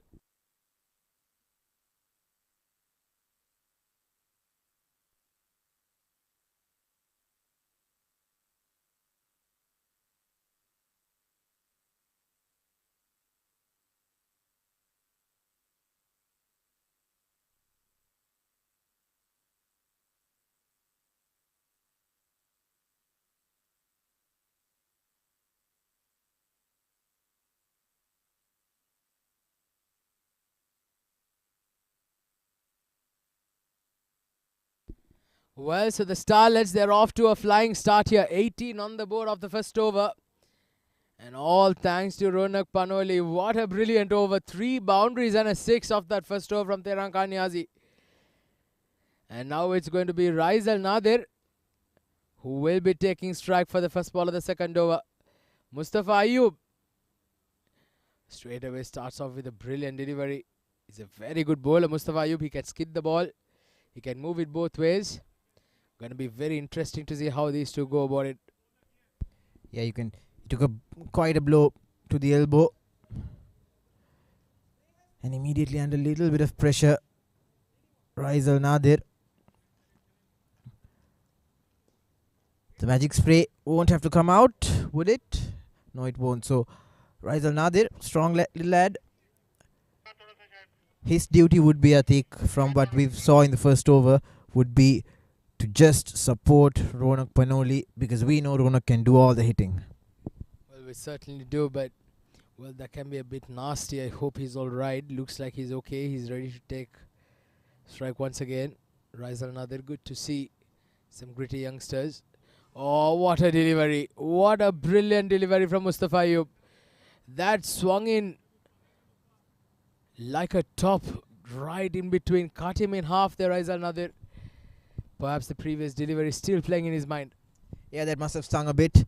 And this follow-up delivery from Mustafa Ayub, the seam position and the movement, terrific bowling from Mustafa Ayub. Clearly, Raizal Nadir under a lot of pressure, and he's not reading Mustafa as well as Ronak did against Tehran. Well, he's struggling to face this moving ball, isn't it, Raizal Nadir? Just got to give himself some time. Just perhaps try and rotate the strike, get a single, hand it back to Ronak Panoli, as you said, Yuzi. Let him do the heavy lifting.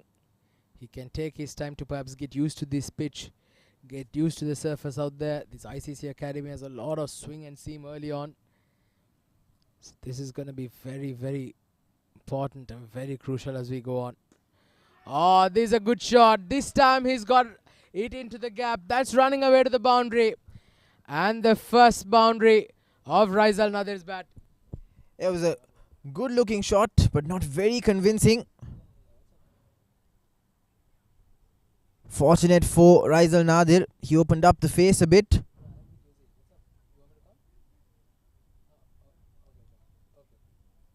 And now Mustafa Ayub,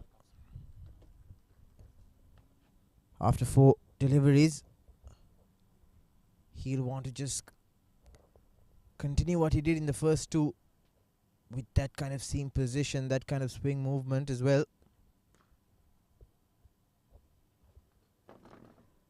taking a wild swing there. Raizal Nadir, he's not looked comfortable at all in the middle. 22 runs so soon. One more delivery to go in the second over. Mustafa Ayub, I'd like to see him make a change as well. Just bowl. He's been bowling at a good length. I'd fancy him bowl a Yorker, a slower delivery in the slot. And this time making no mistake as well. Raizal Nadir swung hard and he reaps the rewards of that. Just opened the face enough to carve the ball over the covers. And 2 boundaries in the second over as well. So 26 runs at the end of 2 overs. DCC Starlets off to a flying start.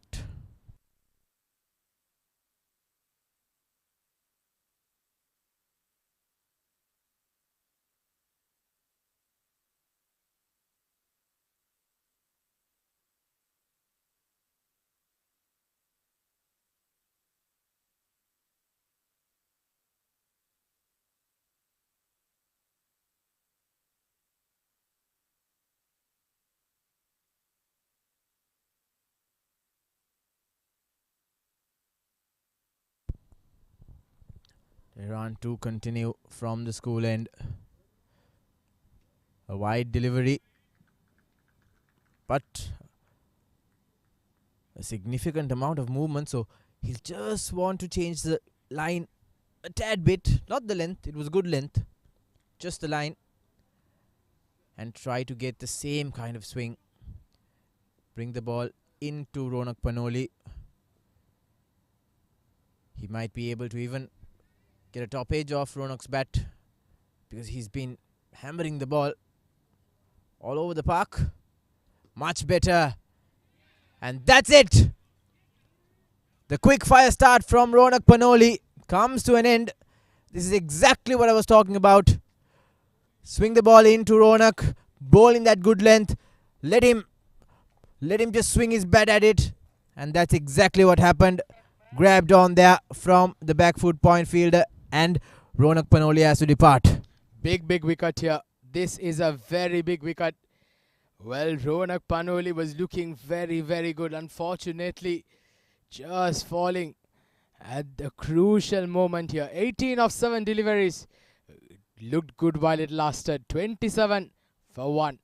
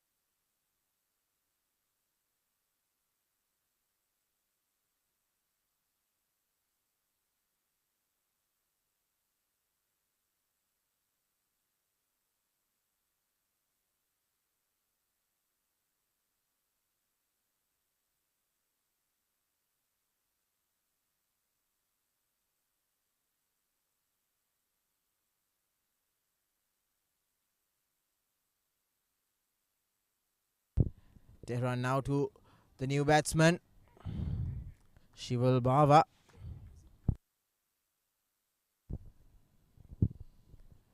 Tehran just showing the kind of experience that he has. Didn't take a lot of the brunt from that first over. Came back strong in the second over. Got the wrong line in the first ball, but then the second delivery, it was spot on. So that's the kind of things the experience brings into a game, and Tehran is just emitting experience. But unfortunately, this delivery swung way too much, beating the batsman, the keeper, and even the fielders in the fine leg position. So an unforced error from Tehran, leading to a boundary. So 5 wides. The runs keep pouring in for the Starlets. They'll have to be mindful. They can take the back foot just a bit now because they've got enough runs. They're 32 runs already. We're just into the third over. A brilliant shot from Bava. It was in the slot, asking to be hit. And Shival Bava made no mistake. A brilliant strike. Got under the ball, picked it up, and just hammered it away all the way for a 6. And a good over, spoilt just like that. Shival Bava continuing what Ronak Panoli did. Tehran being punished for bowling in the wrong line and length. The pitch playing a big part as well. It's not bouncing as much as it did in the first innings. Outside edge. Goes down to the fine leg fielder. 13 runs off 4 deliveries so far. So the runs keep piling up. They just have to hold their ground, the Starlets. Create that foundation, build partnerships, play the 20 overs. That should be their plan. And at this rate, if they are able to play the 20 overs, scoring at maybe 6-7 and over after the power play, it should be a very gettable score. Raizal Nadir didn't look convincing in the first over, not looking comfortable yet. So Mideast Metals have an opportunity to bag a wicket. If they don't allow Raizal Nadir to settle down, this would be definitely another wicket for them as well. Tehran, he'll have to bowl wicket to wicket, swing the ball in like he did earlier. Just like that. Raizal Nadir, clueless, nevertheless survives. At the end of 3 overs, DCC Starlets 39 for 1.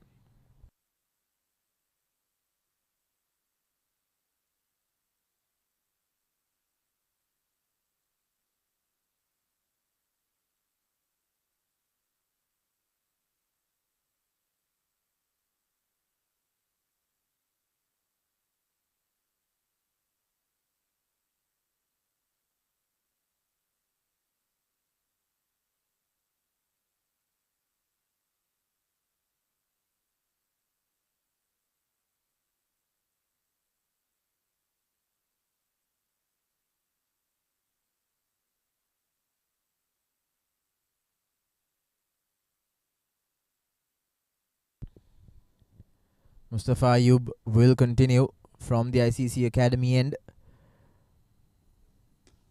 Solid defense there from Bava.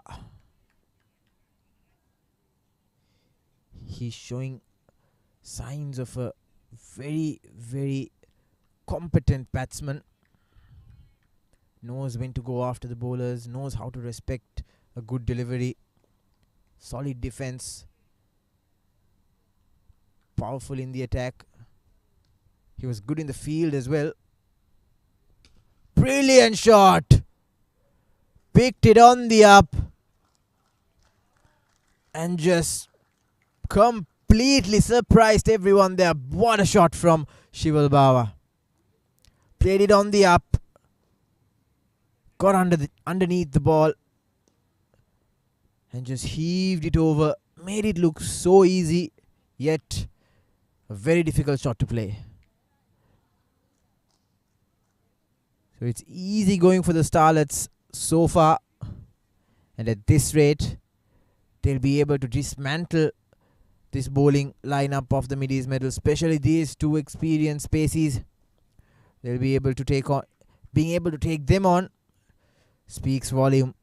Shival Bava.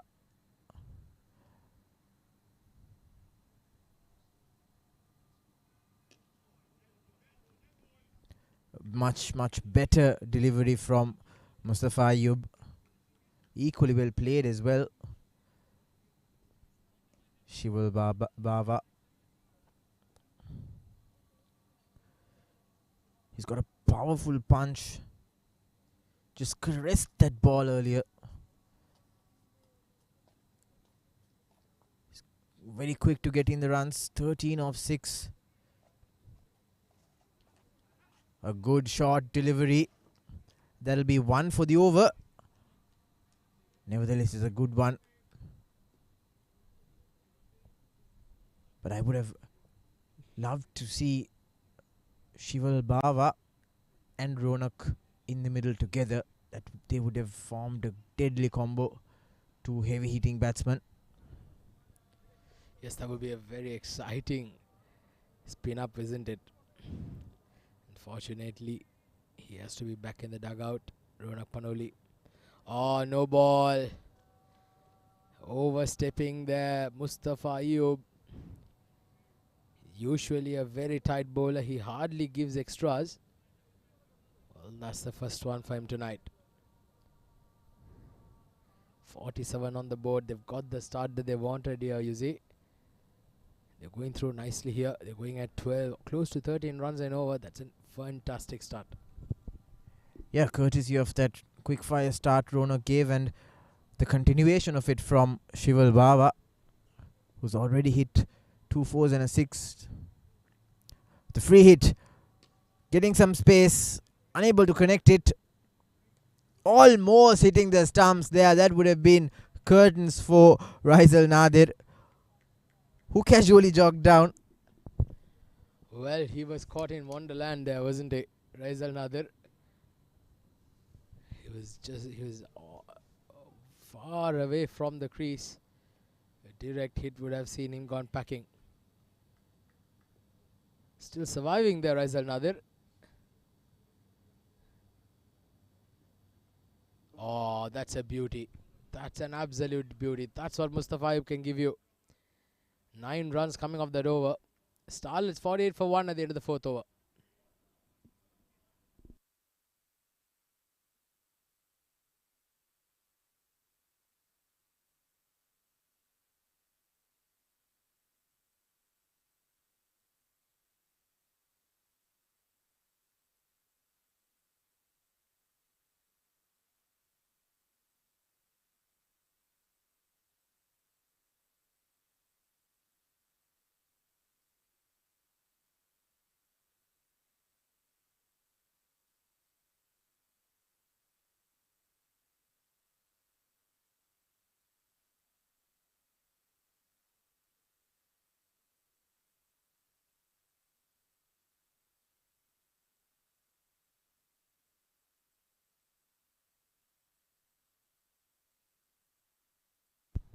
Tehran to continue his 3rd over.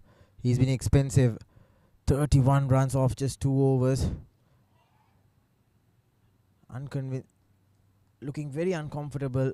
Raisal Nadir is not timing the ball. Unable to connect well as well. And as we said earlier, he's surviving. But once he settles down, who knows? He'll be able to make some big blows. Scored 2 boundaries already. Faced 10 deliveries. He'll have to hang on there. Play that supporting role for Shival Bava.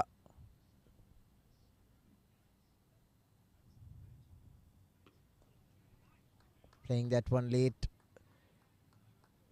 Taking a good look at the ball. So Tehran, he's now slowly finding his rhythm. But the damage has already been done. 31 off just 2 overs, I think.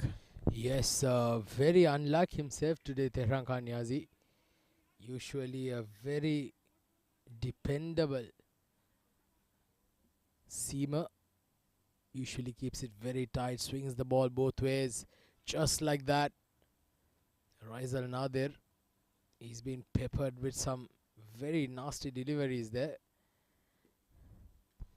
Somehow he's been hanging on there for dear life. Yeah, he's been taking some ferocious blows.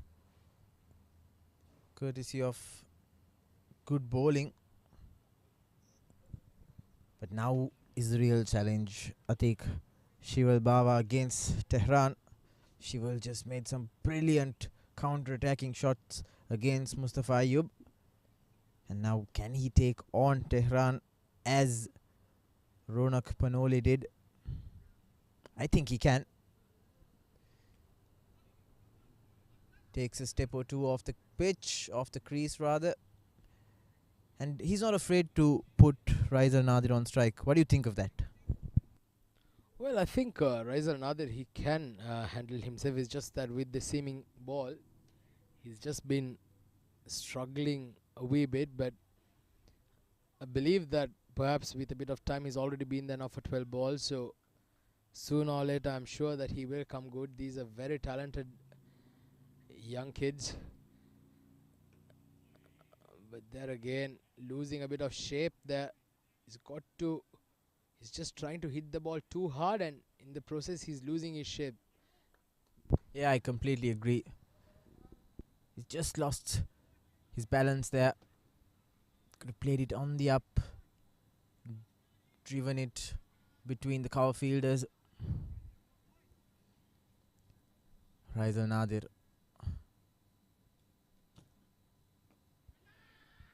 Hits a lofted shot, an opportunity that looked very, very, very close. But the umpire, he will go upstairs. But for the naked eye, that looked out for all money. Yeah, he was definitely shot there. It looked like he was definitely shot by a couple of yards. Raizal Nadir. Just look at that again. He was so close. That's a very good piece of fielding. It's just a few yards from the stumps, and yes, there you go. He was definitely shot. So the DCC Starlets lose their second wicket, and it's a very, very crucial moment here in the game. They're still waiting for the official decision, but he's definitely gone there. 48 for 2.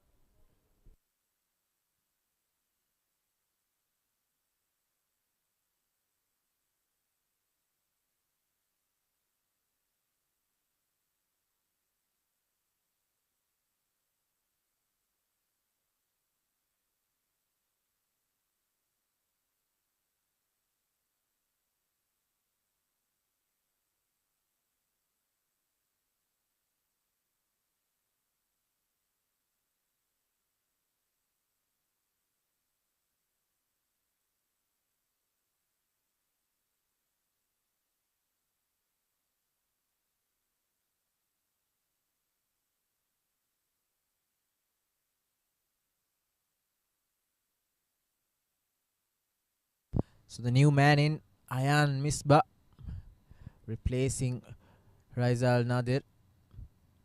And straight away from the ICC Academy end, a spinner. The man with the bat, Siddiqui, brought into the attack.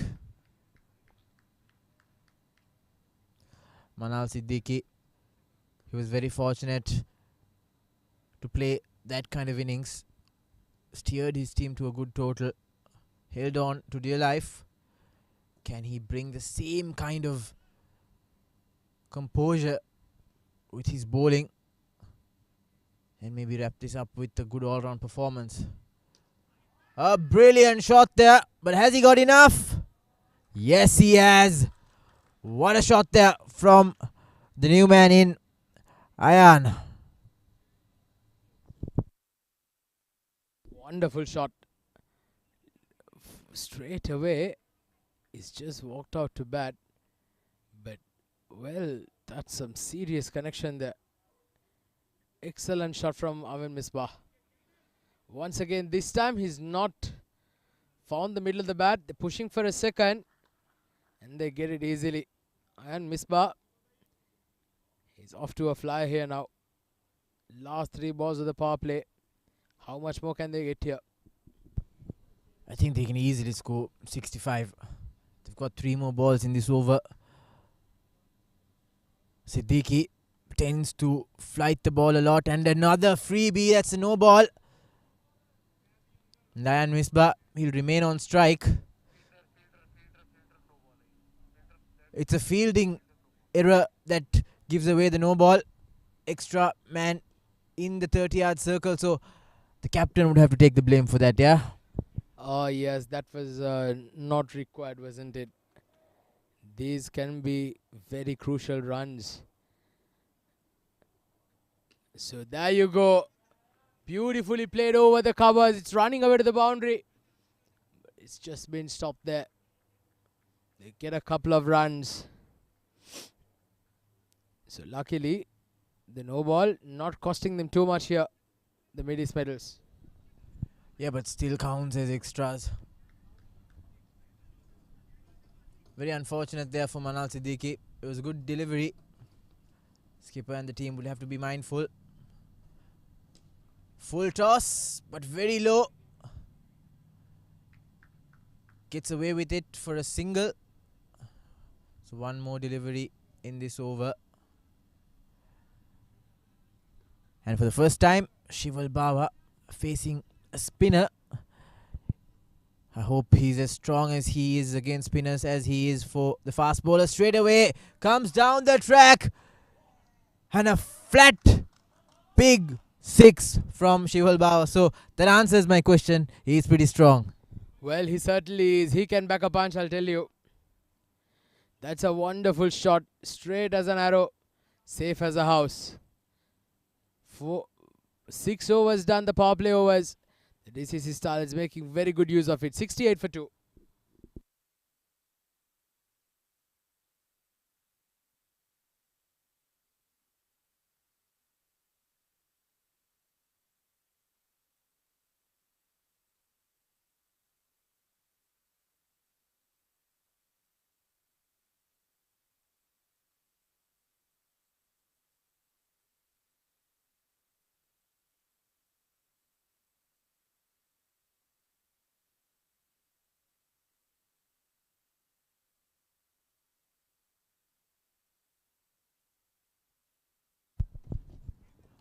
The veteran, experienced player, Khurram Khawaja.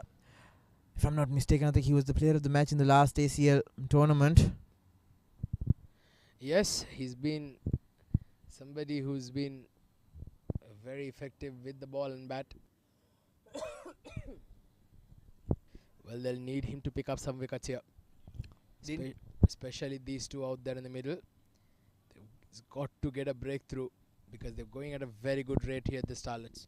Khurram Khawaja didn't have a good outing with the bat. Dismissed in the second delivery of the game. Can he do the same with the ball? A very unorthodox action can tend to fox the batsman. But clearly these two batters, Shival Bawa and Ayan Misbah, like you said, I think they definitely pack a punch and they're definitely safe as a house. Yeah, well, they'll need to put this partnership up. They need this to be a big one. Chasing 190 is no easy feat. They've managed to do it brilliantly so far. They had a very good power play. Just look at that deft touch. Down to the short third for a quick single. So now they've managed to get that runs versus balls. The gap make it smaller. 121 record of 82. They still need to go on at this pace. You see, at least for another 5-6 overs. Put the pressure on the Mideast medals. Yeah, and one of these batsmen has to be there till the end. Khurram Khawaja, he's slowing things down though for the Starlets. It's not letting them hit the boundaries, and I think the reason Starlets aren't able to score the boundary is how slow Khurram Khawaja is bowling. He's not giving any sort of pace with his bowling. I'll tell you a funny story, you see. This time it's swept behind square. It seems to be running away to the boundary. Well, some very good footwork there from Basit. That's very, very good work. Well, you've got to join a football club, my friend. Wonderful effort there by Basit Ali. 72 for 2. And Misbah going through nicely, 14 of 8. Shival Bawa 21 of 12. Oh, that was it. Straight down, 2 straight there. But just to finish up the story I was referring to, you see. You know, Asif Khan Lala champion UAE cricketer, scored one of I think the fourth fastest ODI 100. He was having a chat with me the other day, and he was playing for the Mideast medals. So I remember he was standing at mid-off, and Khurram Khawaja was bowling. And every single time he was trying to bowl, oh, that's a beautiful shot. Over covers, and it's running away to the boundary for 4. Very nice shot from Ayan Misbah. Well, he was just telling me about that, about Khurram Khawaja and how he bowls. So he's like, usually any batter who walks out to bat will think that he's an easy picking, you can easily hit him for a 6. We'll continue the story in the next over. 7 overs done. 78 for 2.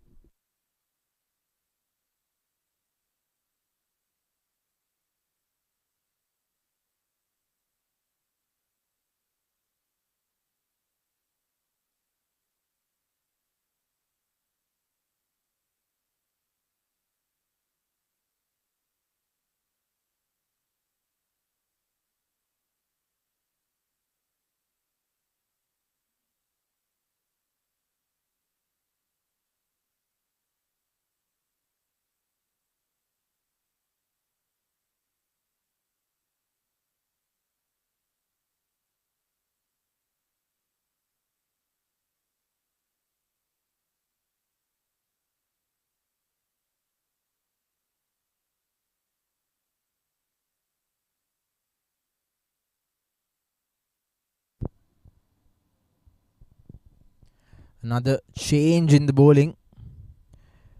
Coming in with the responsibility of trying to make a big breakthrough is Ali Anwar. He was fantastic with the bat. Can he replicate that with the ball? A very good looking shot. Looked very calm and composed there, Shival Baba, to get that single. Yeah, he's a very good bowler, Ali Anwar. Very good all-rounder to have on your side. Clean hitter of the ball. Was a decent pace. Swing the ball around. Pick some wickets in the middle overs. What a luxury to have a bowler like him. Slightly wrong-footed, like Sohail Tanvir of Pakistan. Sohail Tanvir being a left armer, he is a right-hander. Very effective. So just to finish up the story, you see, we were talking about earlier.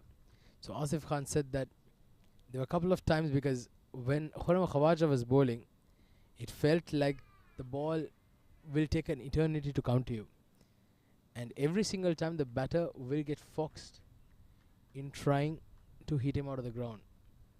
Okay, more often than not, there are batters, of course, you do succeed, alright, but he's so wily that it's so difficult to judge the pace and the length in which the ball comes. And he's got him out numerous times in the nets. Oh, this time he's just skied it. Well, you're talking about a player who's bludgeoned international bowlers to all part of the ground. So that is how wily Khurram Khawaja is. Of course, not the youngest going around, but that passion and that grit and that determination is still burning inside them, and that's all the signs of a good player. Definitely. You know what they say? You can take the man out of cricket, but you can't take cricket out of the man. It's a very common saying, and Khurram Khawaja is a standing example of that. And adding on to that story, I think we saw clearly here in the middle as well. He has a lot of variation. He's bowling very, very short of the crease. He's taking about 3 feet away, and then next ball is bowling right on top of the crease. So he knows what he's doing. Clearly, a slower delivery from Ali Anwar.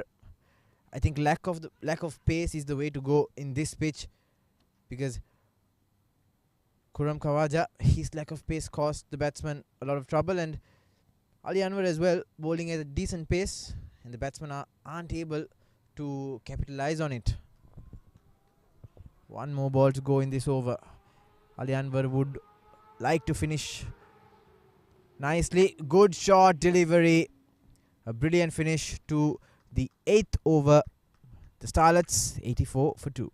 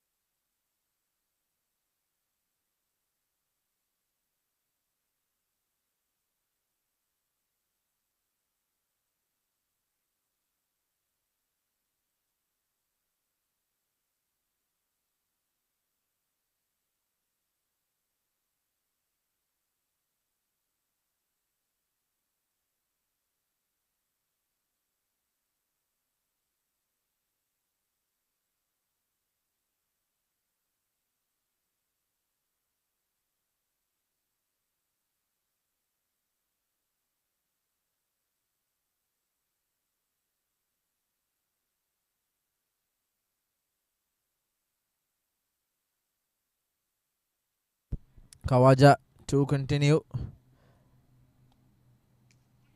That looks like it's gonna be the third wicket. No, it lands very safely. Fortunate there. A lifeliner for Shival Bab, and that's the kind of difficult picking to take off Kuram Khawaja, and that's the kind of trouble he puts batsmen in. Well, he certainly is.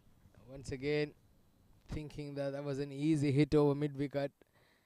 Gets the top edge. Very lucky to have landed in no man's land there. This time he goes down ground there, thinking of a double. Just one run there. So decent partnership developing here between these two. 106 runs required of 71 balls. The last couple of overs have been slightly quiet, and the rate required has ever so climbed, getting close to 9 runs an over. They might pick up a couple of runs here. No, once again just one run. That's not very good running. And it's also good work in the deep as well. The problem with that is Shival Bab was hitting the ball too hard. It's going to the player very quickly.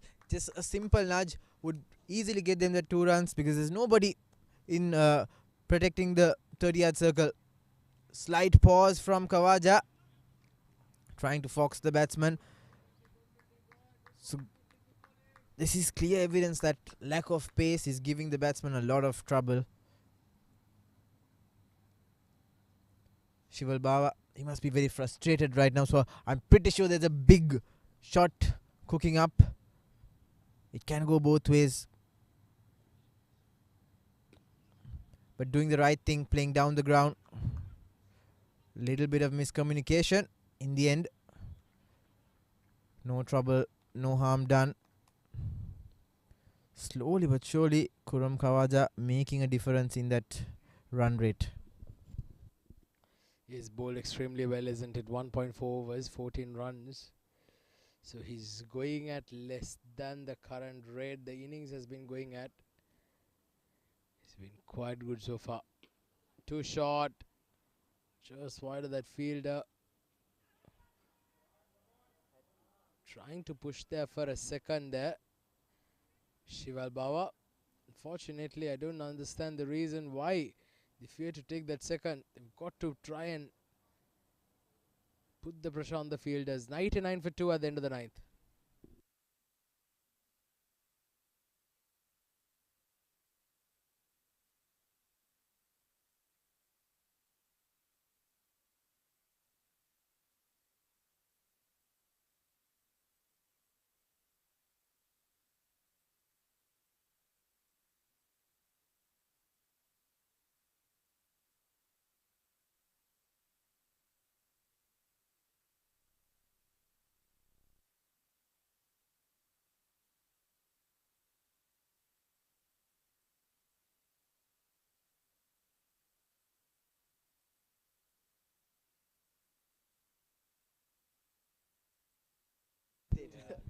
Ali Anwar to continue. A slow delivery. He's doing the right thing. He's not going there with all guns blazing. He's using all the variations he's got in his arsenal, and it's working for him. He's a very experienced campaigner, Ali Anwar. He knows exactly what is required of him. He's got this knack of picking up wickets. A quick single, an opportunity. But finally it was well negotiated there. But Ali Anwar, like I said, that he's got this knack of picking up wickets, breaking partnerships. Well, they desperately need one now. They need to break these two. Single digits, double digits in fact required. 99 runs to win, 64 balls. A little bit of movement there. Nicely bowled from Ali Anwar. But although Ali Anwar and Kuram Khawaja have not been able to get a breakthrough, I think they've managed to significantly bring down that scoring run rate and match it up with the required run rate as well. So when they were introduced into this spell, the scoring rate was at 12, but now it's significantly gone down to 9. Yes, they bowled quite well. They bowled quite tightly here, Ali Anwar and Khurram Khawaja. But we've seen it more often than not. Usually, when a batter gets sit in, after a period of time, it gets easier to bat. He's able to see the ball better. He gets a good measure of the pitch, which the pace, the bounce, then the run making will become a lot easier. So that is something that they've got to be careful about. They've got to try and pick up wickets here.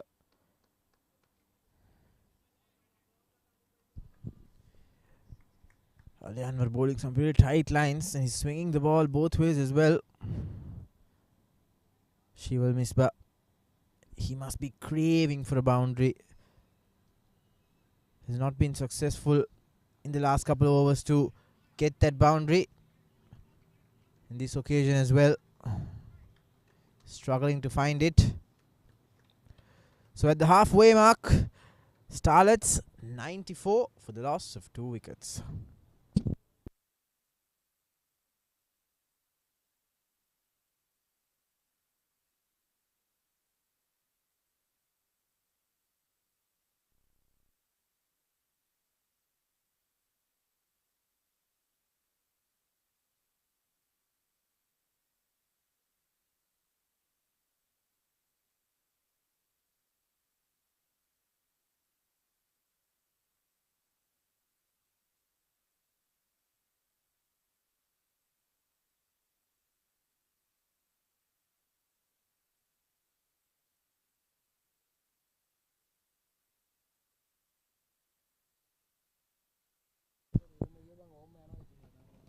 Khurram Khawaja to continue his third over.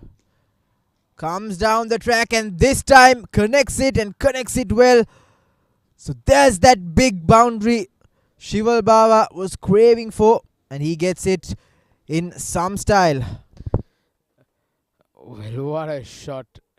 Comes down to the pitch of the ball and he gets all of that. That's beautiful batting from Shiva Baba. In fact, that was Ayan Misbah, was it?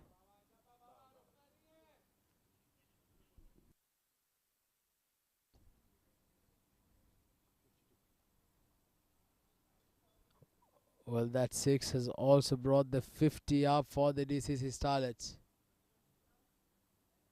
In fact, the 100 up for the DCC Starlets, I beg your pardon. They reach 15, the third over, I think. Well, just that, when we are all zombified right now. Oh, was there an opportunity? That was way wide. Trying to force that through. Shiva Baba seemed like he had got a big inside edge. An opportunity gone a begging. Yeah, those are the kind of half chances you'll have to hold on to win matches. We saw how the Starlets let go of a lot, and this time as well, a lofted shot. The fielder coming underneath it and catches it cleanly. So a good inning from Ayan Misbah will come to an end courtesy of some very tactical bowling from Khurram Khawaja. He was wrong. He was let go in the previous delivery. Had a wicket, but the chance not taken. The very next delivery makes no mistake in the field. Ayan Misbah, a good knock from him. A boundary and a 6 apiece. 26 off 19. Starlets 101 for 3.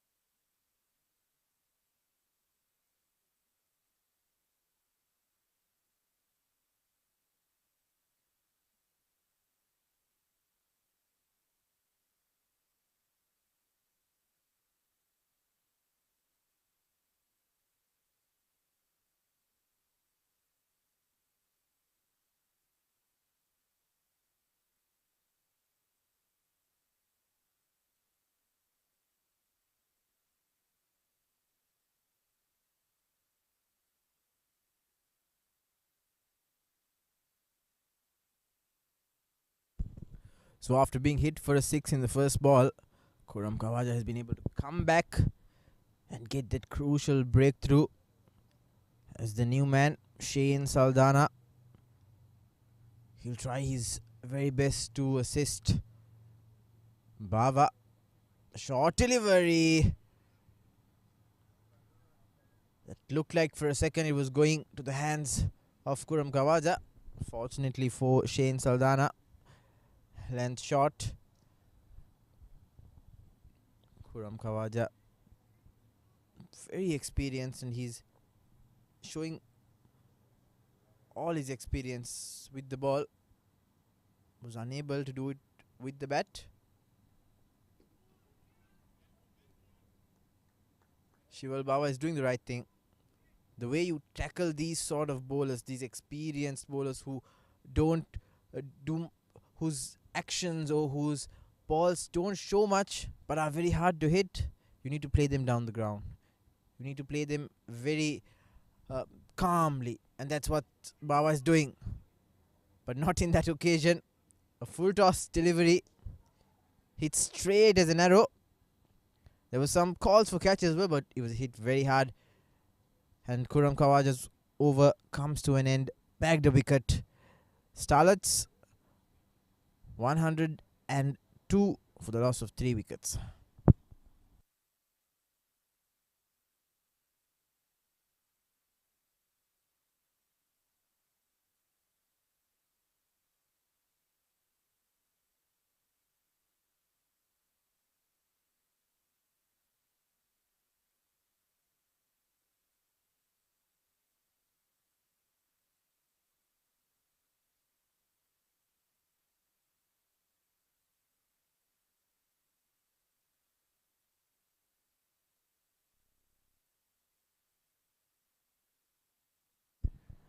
Ali Anwar to continue from the ICC Academy end.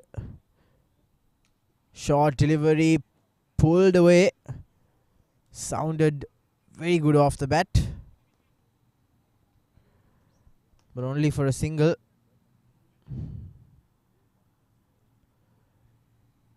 So the required rate now slowly climbing up. The batsmen, they'll have to move out of their comfort zones, especially Shival Bava, who started off with a flyer but eventually got caught up. All the good work was undone with some really tight bowling in both the ends from Khurram Khawaja and Ali Anwar.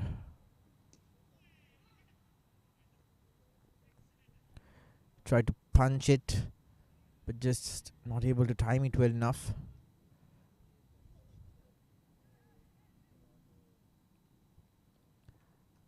Ali Anwar, he'd want to go home tonight with a few wickets to his name because he did a lot of hard work with the bat as well. A wonderful delivery, completely foxed the batsman, the new man, Shane Saldana.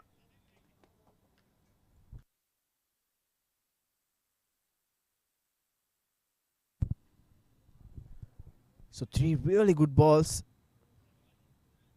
in Ali Anwar's third over. He's played a big part in bringing down that run rate significantly. Once again, very tight line. Shane Saldana completely foxed.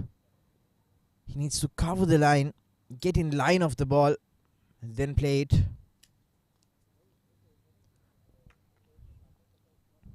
He just walked in after the unfortunate dismissal of Ayan Misbah, who was going along his merry way supporting Shival Bava. They were able to build up on a very crucial partnership, but it's slowly tumbling down.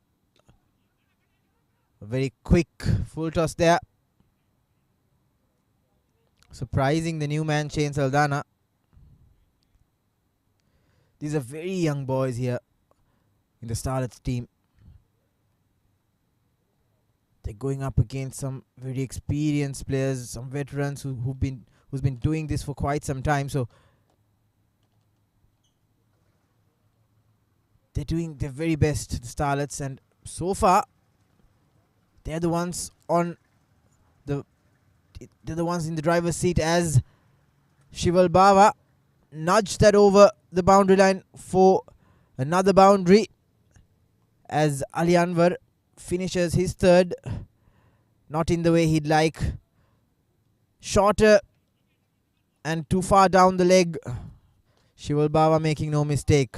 At the end of 12 overs, Starlets 109 for 3.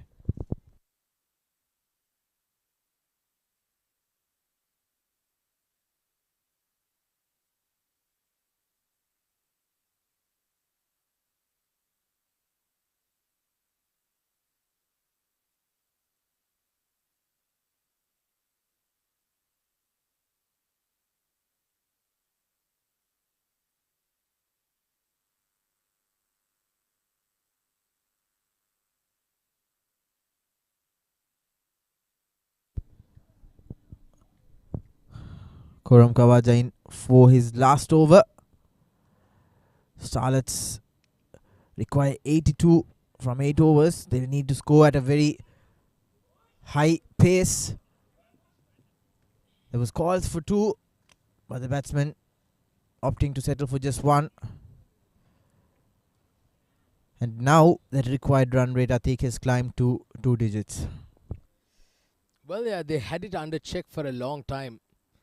But now with that fall of the wicket as well, with a new batter in the crease, Shane Saldana, who's just walked into bat.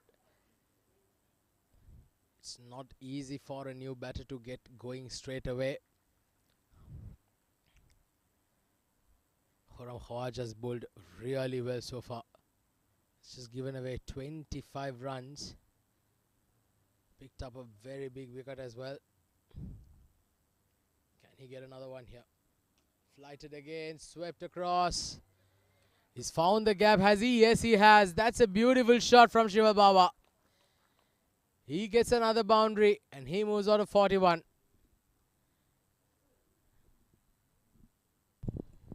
In fact, I think that was Shane Saldana on strike. Shival Bava is in the non-strikers end. Number 26. That's Shane Saldana, who scored that wonderful boundary. Oh, that's nice. He played. Tick around the corner. That's running away to the boundary. There's no stopping that, because there's a huge gap in that region behind the wicket keeper. No fielder in that region. Smart batting. This is from Shiva Saldana. Yeah, brilliant stuff there. Quick to get down on his knee. He knew exactly where the fielders were.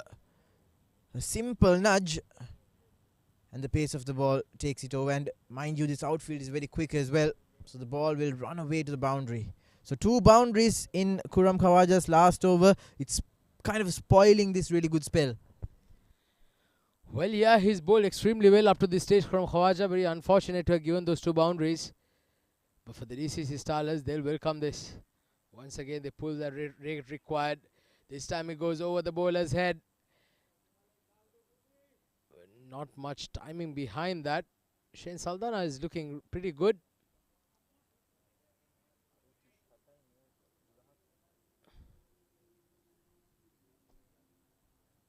Now the danger man is on strike, Shival Bava. Can he make something of this? Gets across. There is a fielder there. Once again, Basit using his fancy footwork to stop the ball. So that's 2 in 2 for Basit, using his feet. Well, Al Ahly Sports Club, where are you? You've got a candidate here for your signing pass for the next season.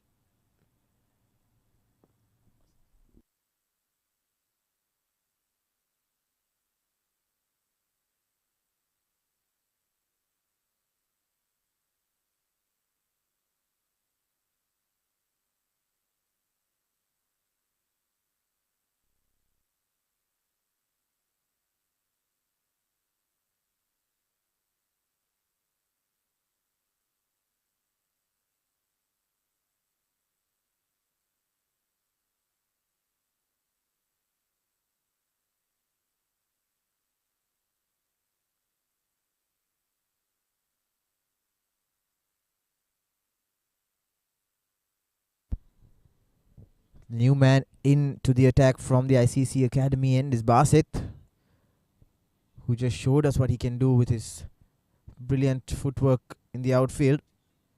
Certainly stopped 2 boundaries.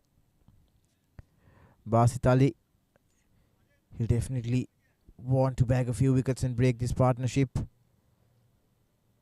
Shane Saldana, 12 of 9. Shival Baba, 40 of 31. So both these batsmen, they're quite settled in now. Surprised Shane Saldana there. A very quick full toss. Leg buys. Shival Baba is a very good player of the pace. So he would choose this change over bringing in another spin, Atik. He certainly is. He's bowled a very good delivery. Basit Ali straight up onto the pads, but I'm sure Shiva Baba will also be very disappointed. In fact, Shane Saldana would have been disappointed to miss out on that. There was a boundary opportunity for the taking because there is no fielder again behind square on the leg side. There is one very square on the leg side. There's also a deep point. Once again, this time the fielder cuts it off. There's an opportunity of a run out. Very good running once again by the DCC Starlet batters, putting pressure on the Mideast middle fielders, and it's been a very measured running here by the Starlet batters out there. Yeah, calculated risk. But was it necessary? I think it was, because Shival Baba is back on strike. And we know what sort of damage he can do against the fast bowlers. Basit Ali, 3 full tosses, but not caused a lot of damage because they're very low full tosses. Very hard to pick for a lot of batsmen. 65 to win of 39 balls. Shane Saldana, 12 of 10. Shival Baba, 44 of 33. Oh, that's a good delivery. Just back of a length. Keeping it tight. But the runs, the singles and the doubles just keep coming. 5 runs of this over so far. He's got 2 more balls. Basit Ali, can he claim a wicket here? Can he get the wicket of Shival Baba, which is going to be very crucial for the context of the game. The men in green wouldn't mind the singles. And especially, they wouldn't mind these kind of wickets. So that's the end of Shival Baba. A very good innings. But unfortunately, pressure was mounting up and Shival Baba had to do something. In the end, Basit Ali emerging victorious and the bowling change working for Mideast Metals. So the 3rd wicket, or the 4th wicket rather, of Starlets falls and this chase is becoming more interesting.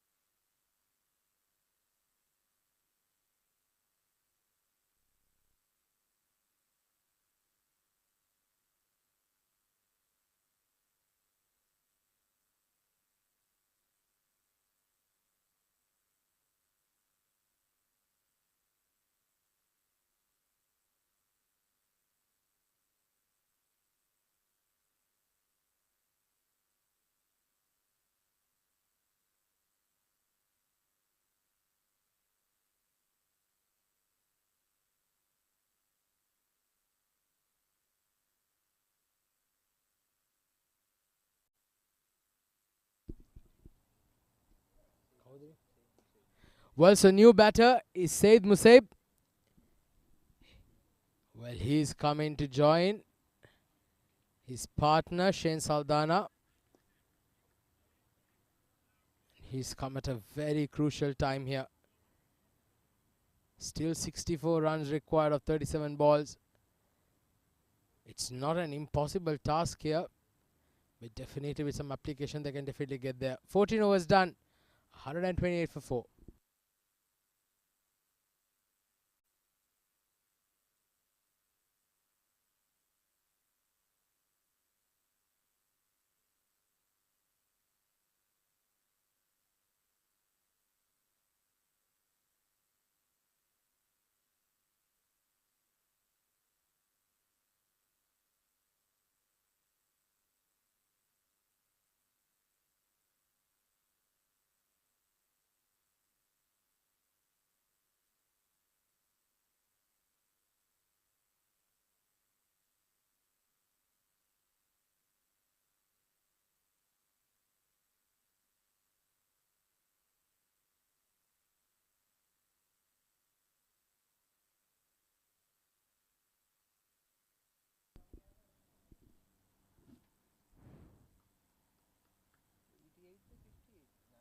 Mustafa. So it looks like Mustafa Ayub has been brought back into the attack to bowl his third over. Well, these last 2 overs are going to be very crucial. Mustafa Ayub, if he can pick a wicket or two here, it will put the Starlets in a commanding position. Nicely played. Gets a thick outside edge. There's a fielder in the deep. They just get one run. Well, so we'd just like to make a quick mention of our sponsors here, the tournament organizer, being the ICCA Academy, the streaming partner Fan Code, support sponsor 7 Districts, and the podcast partner Crick Express. Thank you very much for putting up this wonderful tournament. 60 games, 6 weeks, live action, adrenaline thumping cricket, all brought to you live and exclusive from these ICCA Academy grounds. It's been a fantastic period. We're in the mid phase of the tournament. Still a lot of cricket coming your way. 129 for 4. Shane Saldana on strike. Gets a thick outside edge. Running away to that boundary, but there is a field in the deep. Just gets a run. Yeah, very crucial. We're at this very crucial point in this game, I think. This is the make or break. After this over, we've got just 5 more to go. And the required rate is now creeping up to 11. 2 new batsmen in the middle. Shane Saldana. He's been there for a decent amount of time. Faced 12 deliveries. But Said Musaib just walked in after the departure of Bava. A costly departure. Nicely carved. But only for a single. So the men in green wouldn't mind these singles at all, I think. As long as the Starlets are not scoring boundaries, they're going to be happy. Well, certainly. They've still got to go at a run rate of 10.91. So if they do not get boundaries inadvertently, that required run rate is going to climb. Suddenly gone up to 11 runs and over now. Oh, this time he's got a thick top edge. There's a fielder coming under it. And he's been taken. Tehran Khan Niazi makes absolutely no mistake, and Shea Saldana. A brief little innings comes to an end. Tried to back up, had no control over that shot. Just finding the ball, finding the top edge. And Saldana has to depart as well. Slowly but surely, Mideast medals running away with this. And it's getting steeper and steeper for the Starlets to win this battle.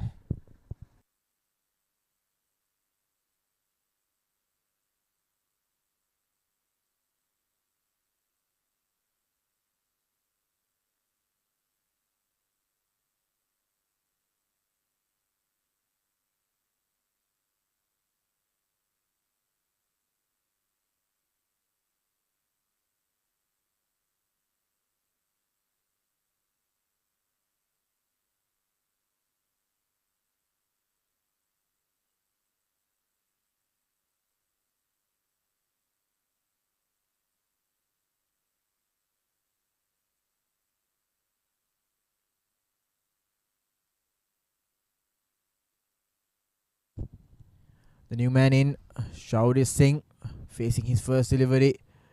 Good looking shot. It'll be a single. And a very, very good over this is turning out to be from Mustafa Ayub. Well, one very surprising thing here is, you see, still no sign of Hriday Savnani, who is opening the batting for the DCC Starlets. He's been the one batter who seemed to be in very good form, able to hit the ball very cleanly. The left-hander is yet to come. Usually opens the batting. Today seems to be like he's been slotted down the order. This time it's skied. The fielder coming under it. Another chance, another catch, another opportunity. Another wicket falls here. This is disaster, absolute disaster here for the Starlets. Yeah, but you can't blame the batsman. They have to go after each and every delivery. It's crucial that the boundaries come in. Singles aren't going to do anything. So Syed Musaib, he has to go. Starlets 132 for the loss of 6 wickets.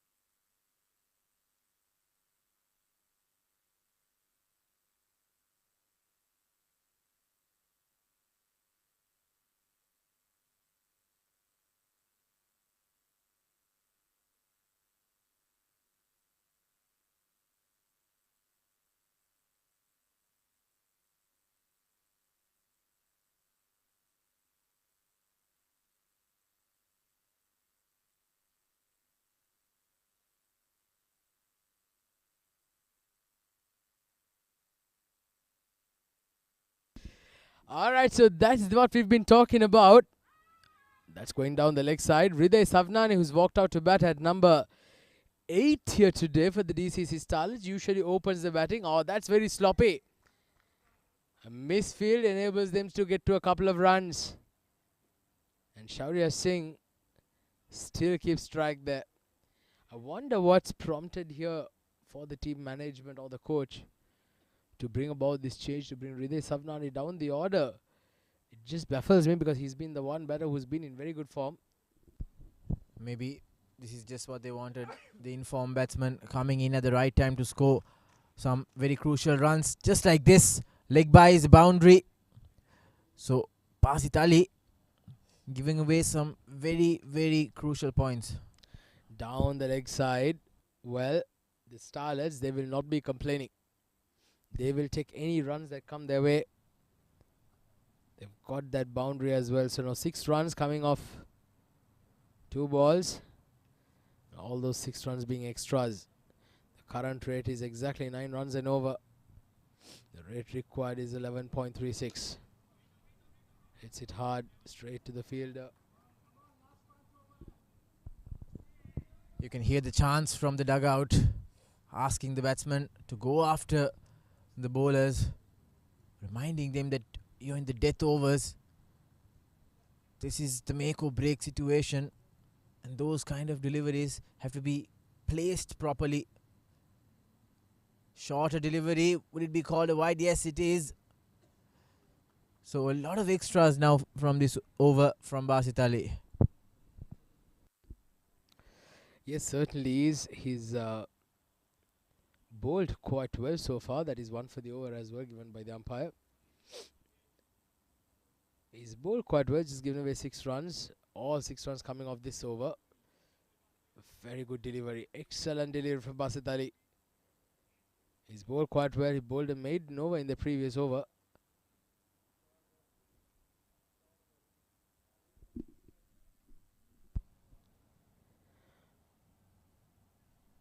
He's looking really good, I'm sure. He's got 2 overs after this, so I'm sure he's going to be the one who's going to bowl the 18th and 20th over. Oh, that's once again got the leg. Another leg by. And Hriday Savnani finally gets a strike. Yeah, you've been hyping up Savnani a lot. Hopefully he'll be able to. Hopefully he'll be able to live up to it.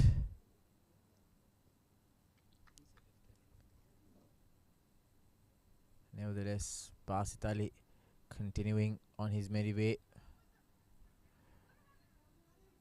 Stealing a single there, the keeper of Mideast medals, Umar Hayat, not able to hold on to that one.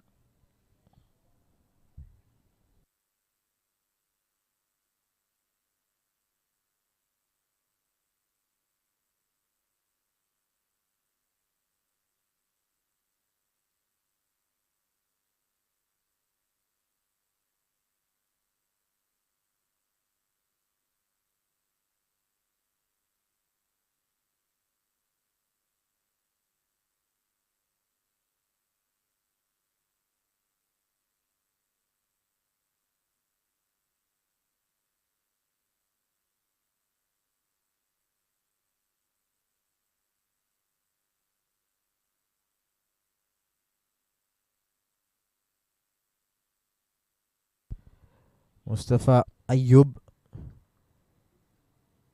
he will continue, and he's bowling his last over. 2 for 21. Was expensive in the first two, but made a very strong comeback in his third over, and now in the fourth as well. Well, I apologize to all the viewers. There's a small mistake from my part. I was referring to Hriday Savnani as a left-hander. He's actually a right-hander. But yeah, he's been changed. He scored a brilliant 46 of 37 balls in the previous game. He looked extremely good. Well, he needs to make sure that he does a similar performance here tonight. That's nicely flicked around. That's a beautiful shot from Shaurya Singh. That's touch. Who said you've got to be a big hitter of the ball in T20 cricket? The simple changes like this, the small nudge, a deft touch can make a big difference. Use the pace of the ball, and that's exactly what Singh did.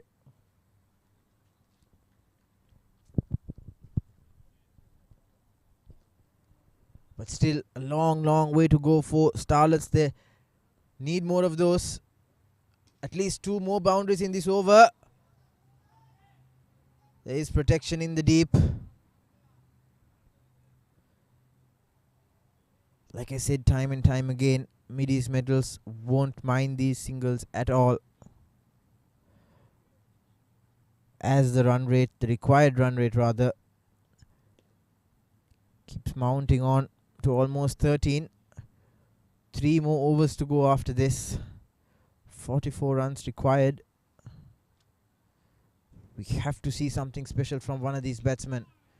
But with bowling of this sort,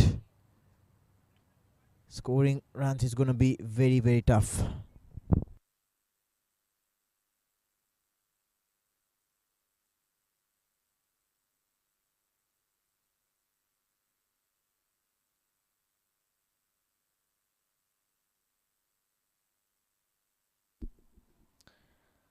Well, 147 for 644 runs required of 20 balls. It's getting tighter now. Oh, this guide. There's somebody coming under it. The wicket keeper comes under it and takes it cleanly. Hriday Savnani has been chucked into an end which he's not used to playing. This time skied up and nicely taken by the wicket keeper. So Hriday Savnani, a change of role here tonight, not working. He departs. And the DCC Starlets, well, they'll be feeling a bit of pressure here now. 141, 147 for 7.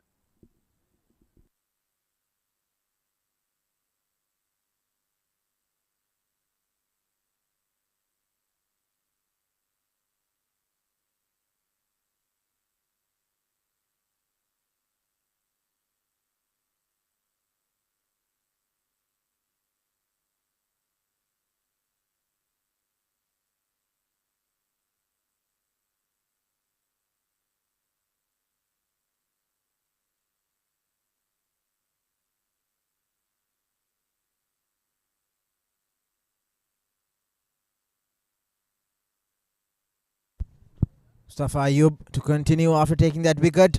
A beautiful delivery to the new batsman. The new batsman that's walked in is the keeper, Vansh Kumar. He'll have to do a lot of work. So 17 overs done and dusted. 3 more to go. 44 runs required. It's a long way to go. An uphill battle for the Starlets.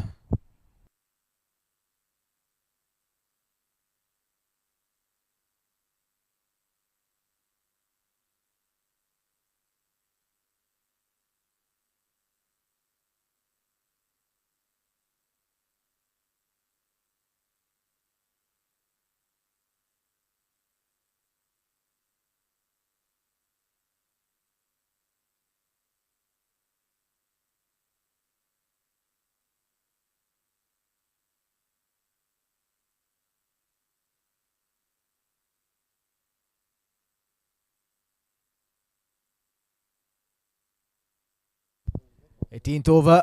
Basit Ali, his third. A single off the first delivery. The new man very eager to get off strike. It's seeming to be very, very hard, and to take us through this very crucial overs, the last few overs, I've got a change in the com box as well. Joining me is Farooq.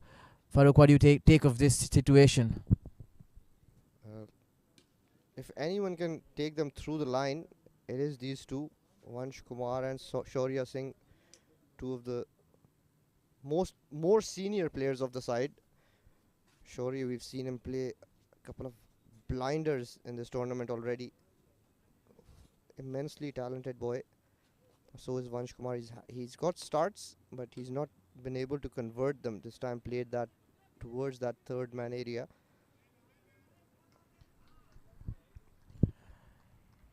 $150 up for Starlets.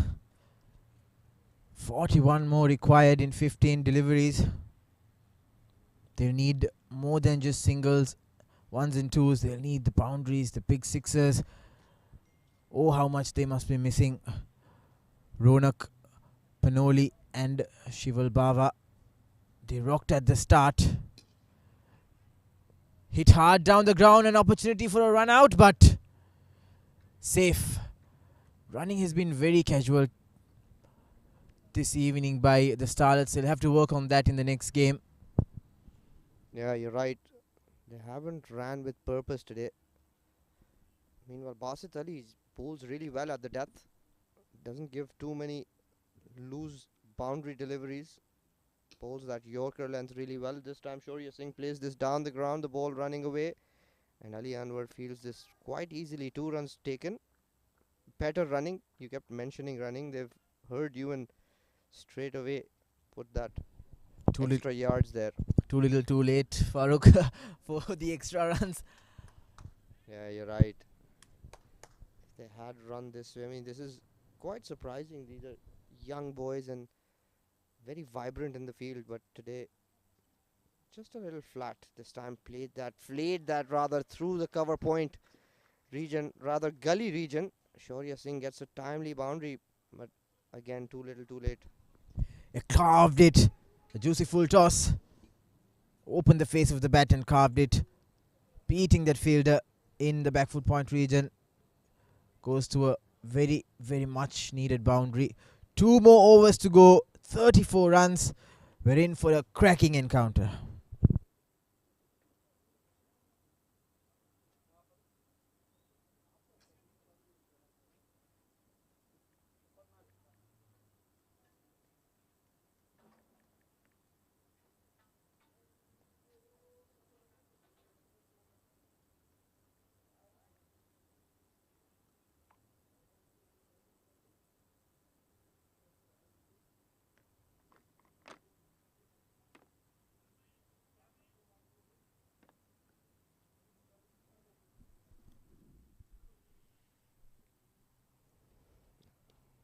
Ali Anwar to bowl the penultimate over.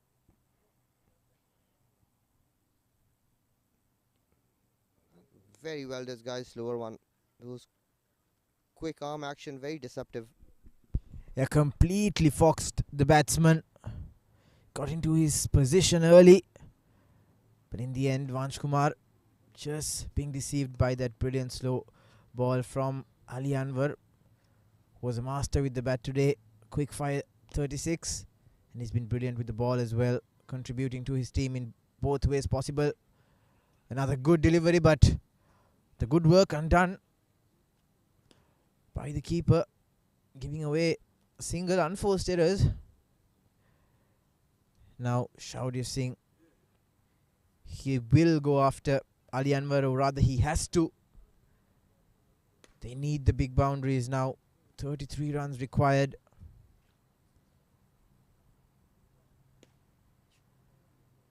Full toss, but just punched away. The call is for 2,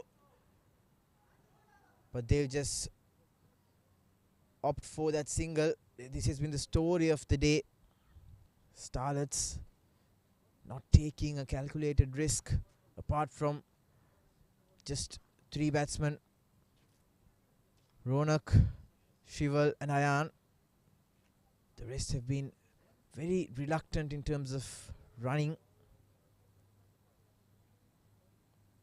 Shorter delivery once again, slower. Steals a single this time around. This is very smart bowling by Ali Anwar, not offering any kind of pace. When the ball comes on, it flies off the bat as well. So again, he's a very seasoned cricketer. He's been playing for Mideast medals for a number of years now. He is their go-to player, be it batting or bowling. And look at that spell, 3.4 overs, just 12 runs. And that's quicker ball, and Shaurya Singh plays that towards square leg, and again not middled as well as he would have liked. So this innings going nowhere. Yeah, clearly Ali Anwar played a pivotal role in this game. He came in at a point where Starlets were scoring at 12 runs and over, but then Ali Anwar, along with Khurram Khawaja, managed to bring that scoring run rate significantly from 12 to 8. And the Starlets have been struggling since, and coming back into the attack, Ali Anwar, he's made his presence felt significantly. So last ball of the 18th, trying a cheeky shot, but misses. And that ends a very, very splendid spell by Ali Anwar. 4 overs, just 13 runs. And Starlets require 30 of the final over. Mathematically, very possible, but practically, looks like Starlets have to fight to get their win.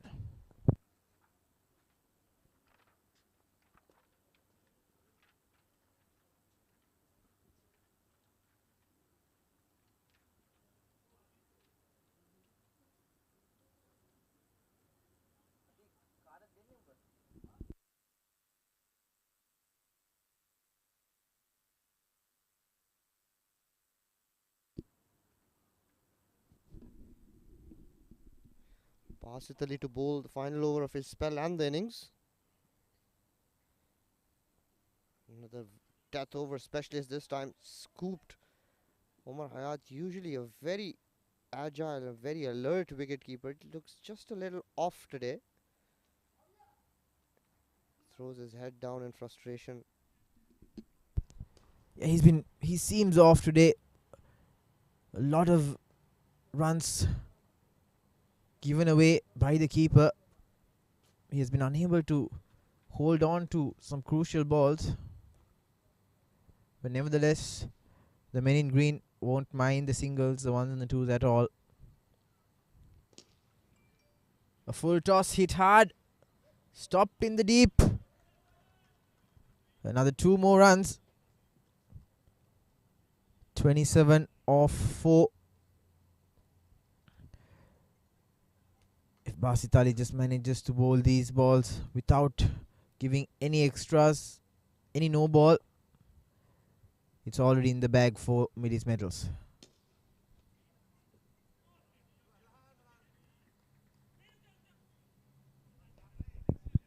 That's pumped down the ground. Tehran Stopped that brilliantly. Basit Ali persisting with that Yorker length or low full toss length delivery. Now Tehran Khan sent back right at the boundary. 3 more balls. Another Yorker beautifully bowled, and Vansh Kumar had no clue. Right at the base of that off stump, and Basit Ali picks up his second wicket. He's also bowled a brilliant spell today. Hasn't given away too many and picked up 2 very crucial wickets.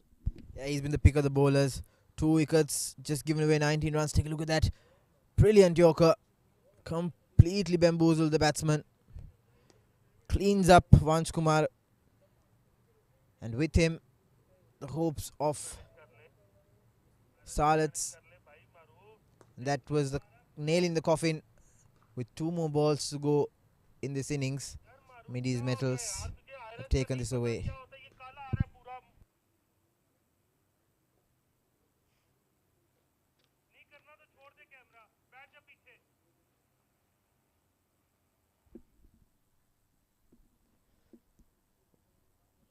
The game almost done and dusted here.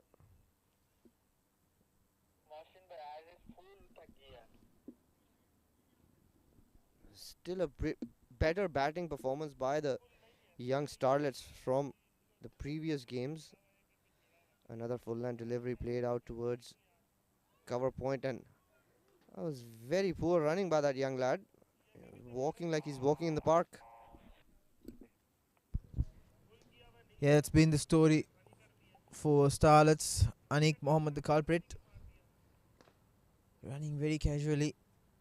A lot of notes to take off this game for the coach. The final delivery from Basit Ali. Hits the inside edge, and that's it.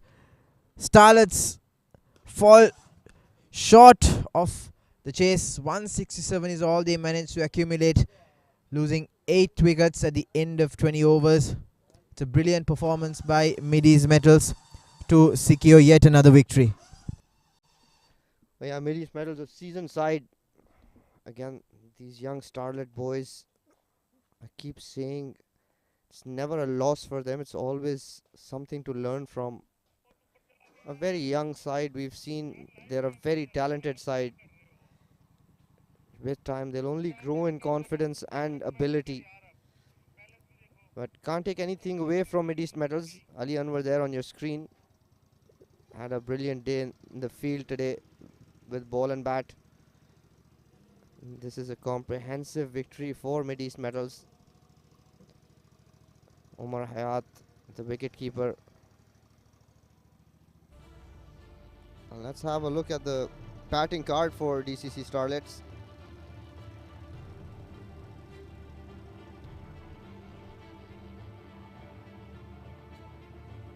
There you go, Ronak Panoli right at the top there. He's a brilliant, brilliant batter. Got only 18, but always gets those runs in quick time. 18 of 7. Raisal Nadir, 12 of 14. Shival Bawa, what a knock he played. 44 of 34. Ayan Misbah, 25 of 19. Shane Saldana, 14 of 13. And Shaurya Singh right at the bottom there, 19 of 18. He's a brilliant, brilliant performer as well. 28 extras, a lot of extras.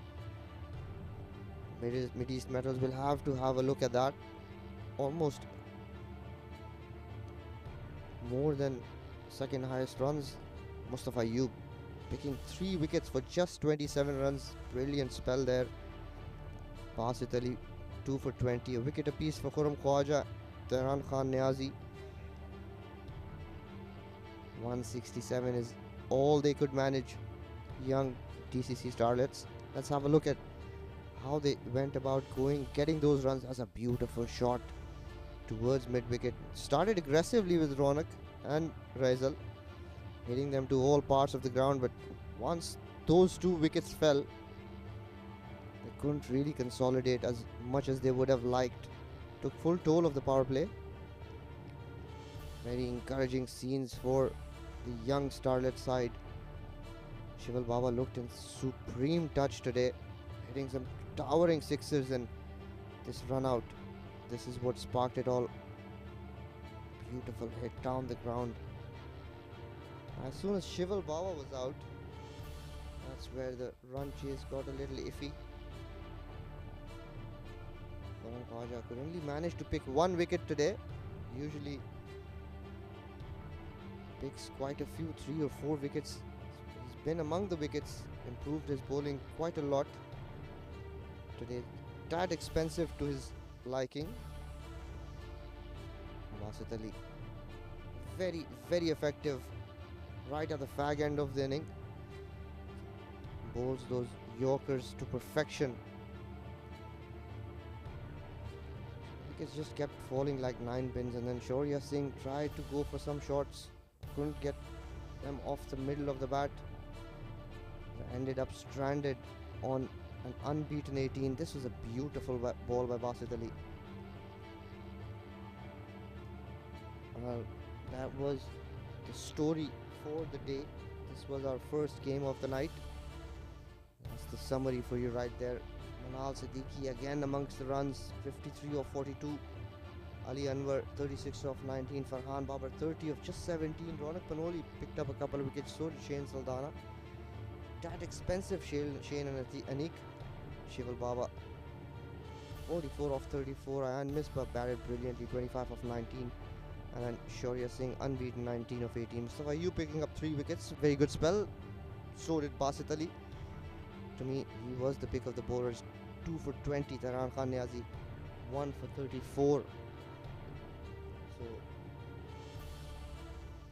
a very encouraging performance this by Mideast Metals. But Starlets can take home the fact that they did get some runs on the board. They did come close at one point, looked like they would chase this down. However, that scoreboard pressure kept getting them in trouble and made them lose wickets at regular intervals. Again, this is something they can feel encouraged about. They've put up a spirited performance today. They haven't had a good run with the bat, but this time round they've posted 167, so there is improvement. They'll need to run better, maybe bowl slightly better and field better. They've dropped a lot of catches today, which is why Mideast Metals could get to that imposing total of 190. Again, Mideast Metals deserve to be here. They've played very good cricket, and without further ado, let's go down to the presentation party with Atiq Nizam. And welcome to the post-match presentation for the game played between the DCC Starlets and the Mideast Metals. Before we begin, we'd like to thank our sponsors for the unwavering support towards this tournament. The tournament organizer being the ICCA Academy, the streaming partner FanCode, the support sponsor 7 Districts, and the broadcast partner Crick Express. Well, the Mideast Metals won the toss and they elected to bat first, and managing to score a brilliant 190 on the board, and in response the DCC Starlets managing only to score 167, with the Mideast Metals managing to win the game by 23 runs. Some notable performance, 53 by Manal Siddiqui, but the man of the match will be awarded to Mr. Mustafa Ayub with a brilliant spell of 3 wickets for 27 runs, and we'd like to welcome him on stage. And it's going to be Mr. Akbar Ali who will be handing the man of the match presentation.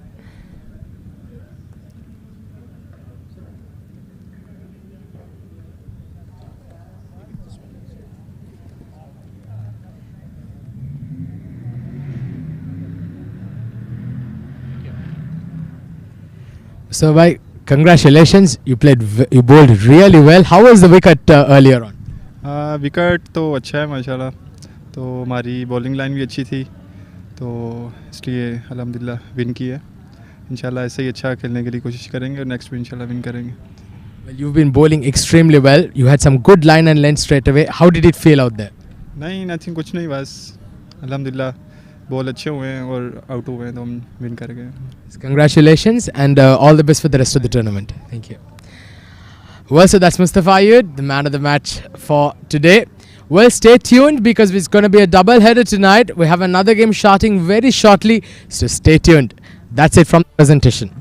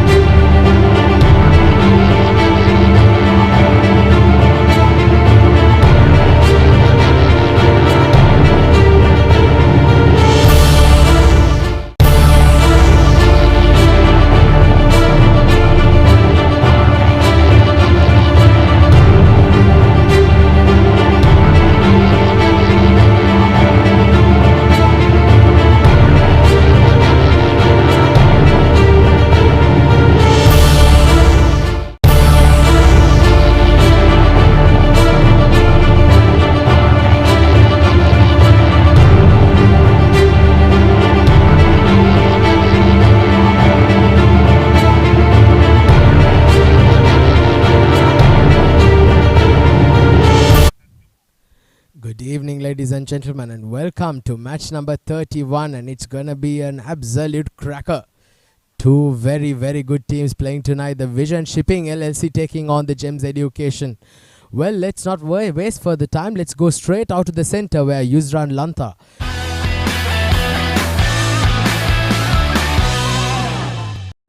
It's a beautiful breezy evening here today, and we're set to witness yet another exciting match of the ICCA Arabian Cricket League 2023. It's match number 31 between Gems Education and the Vision Shipping. We've got the two skippers and the match referee here for the toss. So without further ado, let's go ahead with the toss. The captain of Gems will do the honors. Heads the call, and heads it is. So Vision Shipping skipper, what do you want to do? I will bowl first. Alright, so what are the factors that you took into consideration when you're making this choice? Actually, we chasing very good, and then we saw that there is a dew factor. You know that these days the dew is more heavy, so it will be take what we call the bowler has a bit difficulty to do the ball first, and we'll try a good total to defend it. What kind of total are you planning to restrict Gems? As we can see the pitch and the outfield, and it should be probably between 140 to 160. It will be a good total to defend it. Any major changes in the team? No, there is a same team. I just get in, and my senior player, Mr. Jawad, he's out, so I'm getting. Alright, good luck for the evening. Captain, if you had won the toss, what would you have done? Our planning is like we'll bat first. Here, like we play lots of cricket here, so the pitch is very good. If you are playing sensible cricket on this pitch, you can score like 200s on this pitch. So after batting, we have good like bowling, so we can save the runs. What kind of total are you planning to pose? 190, yeah, 190, 200, like that. Any big changes in the team that's coming up? Yeah, there is one change. Karan Saini is playing left-arm spinner because our boss is like busy in works. So there is one change. Alright, so very good luck for this match. That's the story from the middle. TVSL won the toss and they will field first.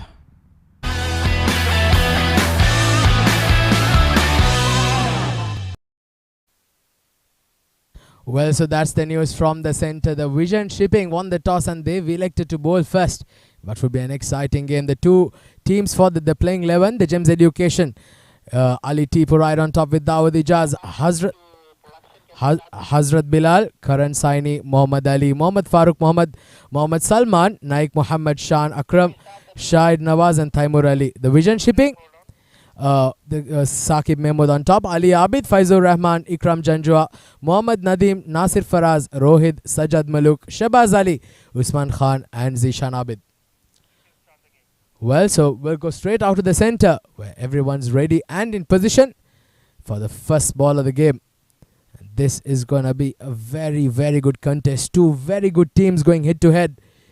Vision Shipping and the Gems Education. It's going to be Naik Muhammad and Taimur Ali who are opening the batting for the Gems Education. First ball of the game.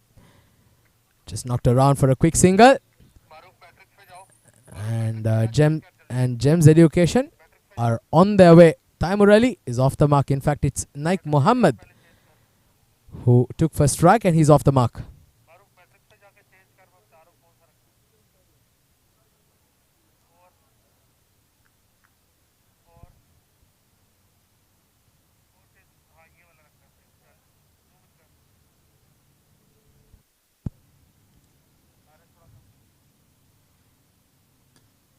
That's a nice looking shot, but straight to the field at the covers. Taimur Ali, very good player. He'll need to get the runs here for the Gems Education tonight with Naik Muhammad. They've got some very good players amongst their ranks. Very strong teams in this Arabian Cricket League, both these teams. So they'll want to make a statement here earlier on. So it remains to be seen how they go about it. A bit too short, hit hard. He's found the gap. It's running away to the boundary. And the first boundary of the Gems Education's innings, and it's come off Taimur Ali's bat. That's a very, very good shot. Good looking off the back foot. Just look at that. He knew that all he had to do was perhaps find the gap And he did that to precision. Wonderfully played from Taimur Ali. What a way to get off the mark. Gems Education are on their way. 5 runs on the board. Oh, that's a very nice shot this time. A cross-batted one. And smashes it through that square leg boundary. Taimur Ali gets his second boundary, and what a shot. Look at that. Beautiful connection. Hit it really hard off the middle of the bat. And that would give him a world of confidence here, Taimur Ali. He moves on to 8. Gems Education. Well, they're on their way. This looks pretty good now. They'll need to get a big partnership here. These two, Taimur Ali and Naik Mohammed. Taimur Ali is beginning, is a very good player. He's a very attacking player. Oh, this time just over that point fielder's head. Running away for another boundary. A good effort by the fielder in the deep, unable to cut it off. So 3 consecutive boundaries here for Taimur Ali, and he's on his way. Well, this has been an expensive start here by Saqib Mahmood. This time too short, too wide. Just out of that reach of that fielder. Unfortunate for the vision shipping. But this is how Taimur Ali bats. Well, he's got the Gems Education off to a flying start. 13 on the board. 1 more ball to go. Can he make 4 out of 4 here, Taimur Ali? What a start this has been. Oh, he's got it. He's skied this. There's a fielder coming under it. And he's taken. Oh dear, what have you done, Taimur Ali? You got 13 runs off that over. Once again, it was too short, too wide. He tried to perhaps go a bit more finer. Unfortunately, he just couldn't do that. Hit it straight down the throat of that sweeper cover fielder who's been positioned in the deep. Good captaincy. Taimur Ali departs. He's gone for 12 of 5 balls with 3 boundaries, 3 consecutive boundaries. Gems Education 13 for 1.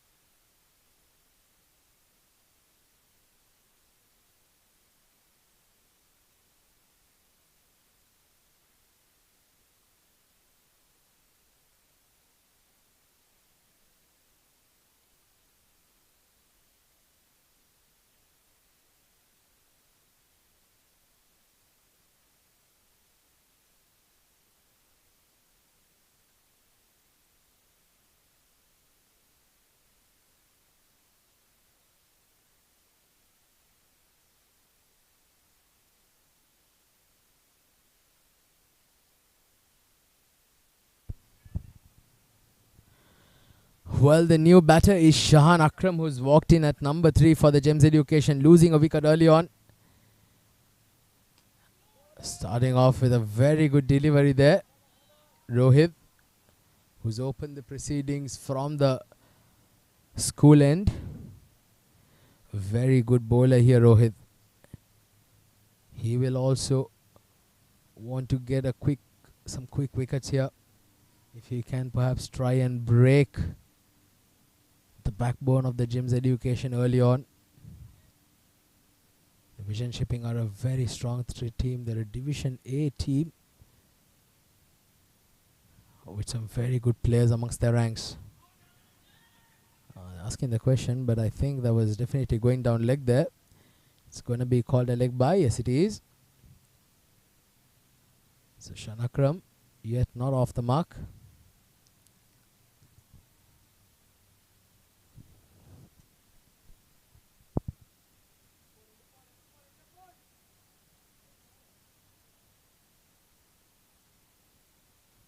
On the board now, 1.2 overs. They'll need a big score here tonight, Gems Education, if they are to give the Vision Shipping a run for their money. very, very strong in all aspects, both the teams. This is gonna be a very good contest, I'll tell you. Short and wide. Good delivery, bowling it across the right hand there, Shahan Akram. Keeping things nice and quiet in this over. Just one extra, a leg by been given.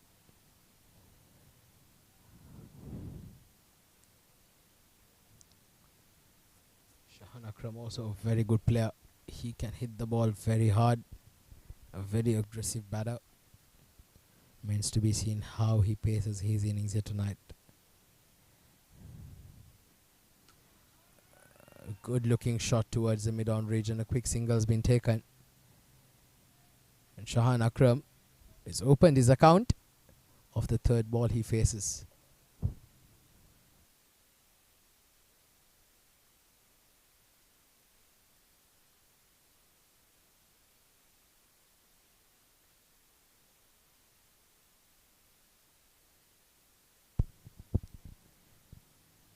Well, Naik Muhammad, Shahan Akram, they know that they'll need a partnership on here together. Oh, asking the question, but I think that pitched outside leg. More out of hope there. The vision shipping bowlers, the vision shipping fielders, in fact, very chirpy around the bat. Just look at that again. Yeah, that was definitely pitching outside leg, and it was swinging away from that leg stump. So there's absolutely no way that that could be given an LBW.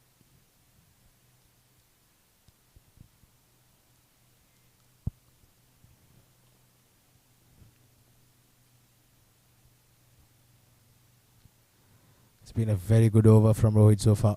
2 leg byes, just given away 1 run. Last ball coming out. Can he finish strong? Yes, he does. Very good over. An excellent over from Rohit. 2 overs done. Gems Education 16 for 1.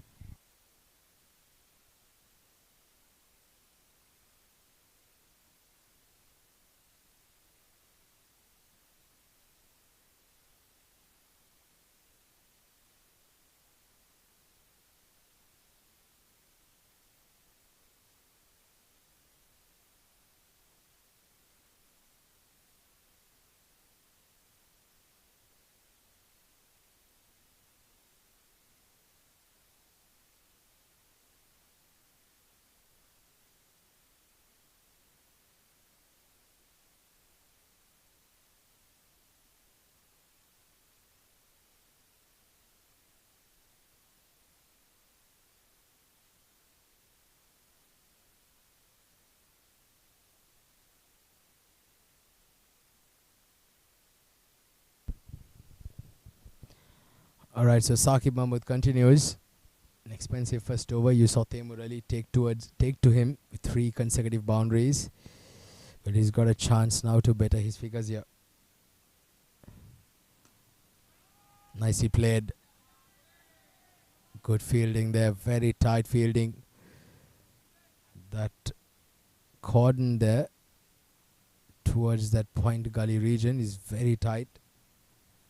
They've got a short third man and a gully fielder right next to him. They've also got a a first slip in position waiting for the outside edge. Saqib Mahmood, he can move the ball around. Oh, that's nicely played over the mid-wicket fielder. And as we say, the moment you manage to find that gap in the outfield, you pass the infield, you'll get full value for shots. Beautiful shot, beautifully played. Down on 1 foot and over the head. Great shot from Naik. He moves on to 5 now. Gems Education 20 on the board. Got a good start here.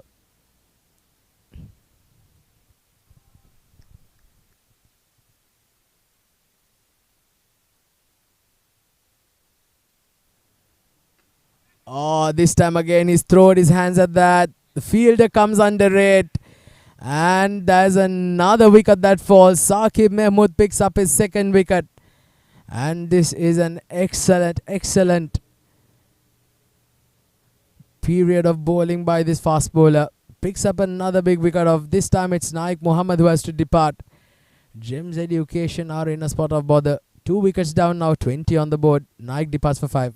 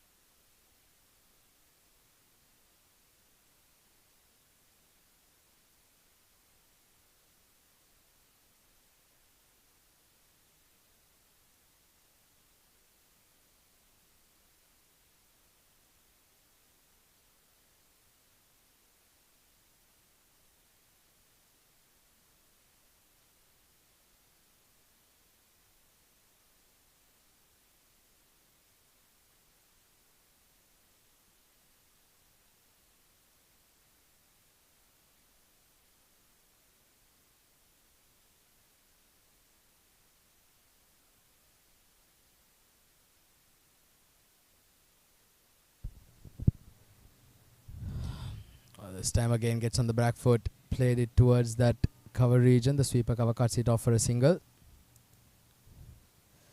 The new batter is Dawood Ijaz, who's off the mark straight away.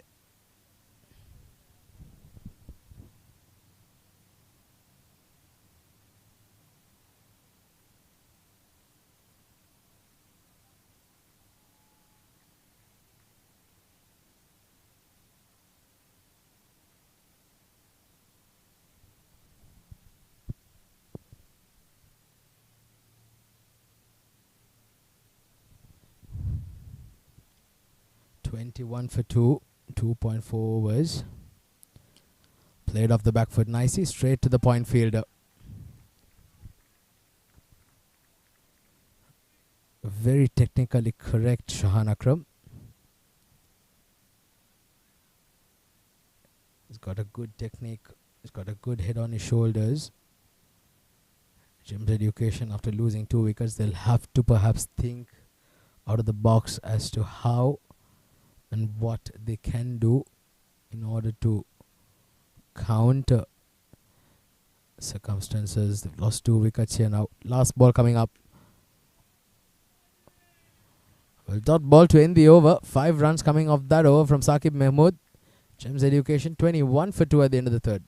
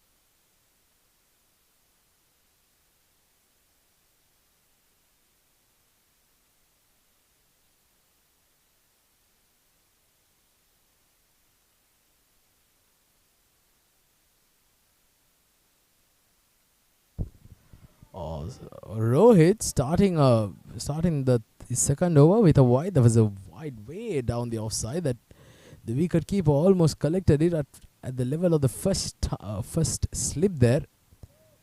So that was very wide, and also he did get some extra bit of bounce.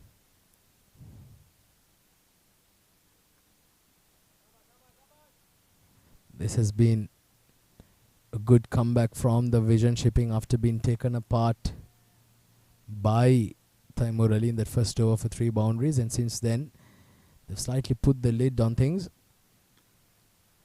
This is very good, excellent stuff. Both bowlers now bowling some tight lines and lengths. They brought things back beautifully. The current rate is around 6.95, so they were at one stage when they started off going at around 12 runs and over, but since then It's been a very good spell of bowling. Excellent stuff.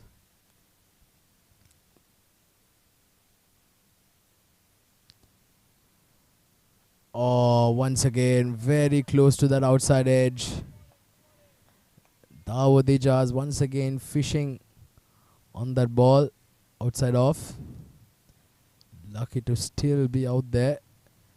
There's a slip waiting for that catch. For that outside edge.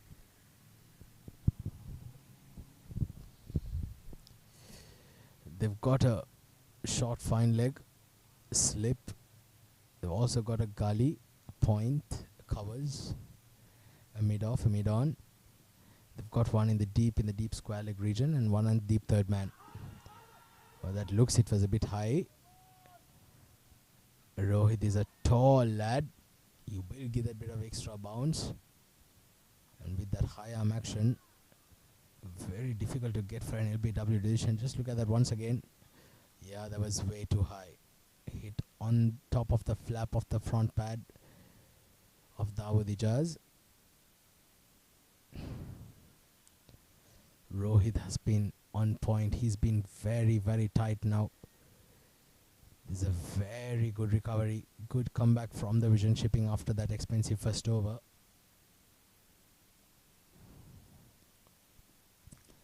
Oh, gets that bit of outside edge straight to that gully fielder. Well, these are very impressive captaincy by the vision shipping captain Saqib Mahmood, who did bowl that first over. He is the one who has picked up the 2 wickets. Captain leading from the front.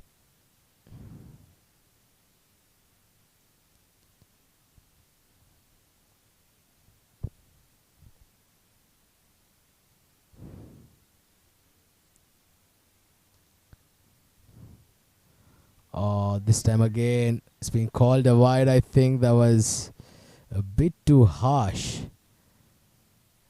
Rohit cannot believe it as well. Well, that's how the game goes, my friend. Very experienced umpires here. So it's not easy to bluff these umpires. They're very seasoned campaigners. Great track record.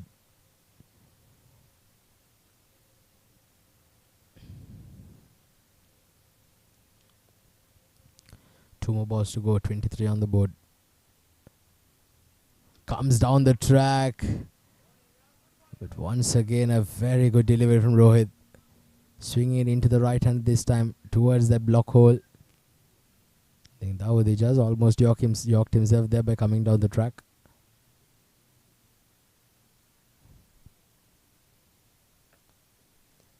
Once again, it's just given away 2 wides here, Rohit, in this over. Apart from that, he's given away absolutely nothing for the batters. These are signs of a very good bowler. Fantastic stuff. What a start this has been from Rohit. Last ball coming up of the 4th over. It's nicely played. Just push. A slight push with the bat. It does not have much pace. Oh,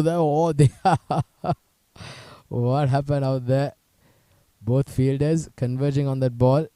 Almost a collision. Luckily, no damage is done. So 4 was done and dusted. Gems Education 26 for 2.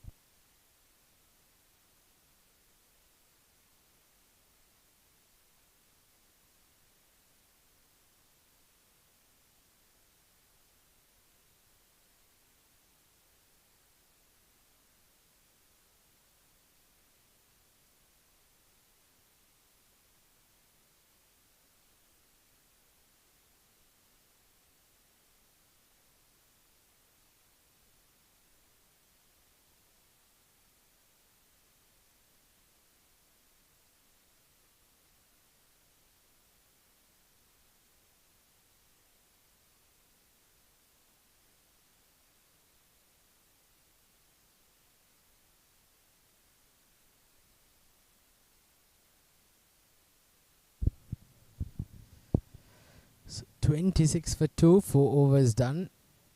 2 more overs to go in the power play. Gems Education, after that very good start, unfortunately have just not been able to recover. Not the right shot to play that stroke. Dawood Ijaz trying to pull that in front of square. Stayed quite low.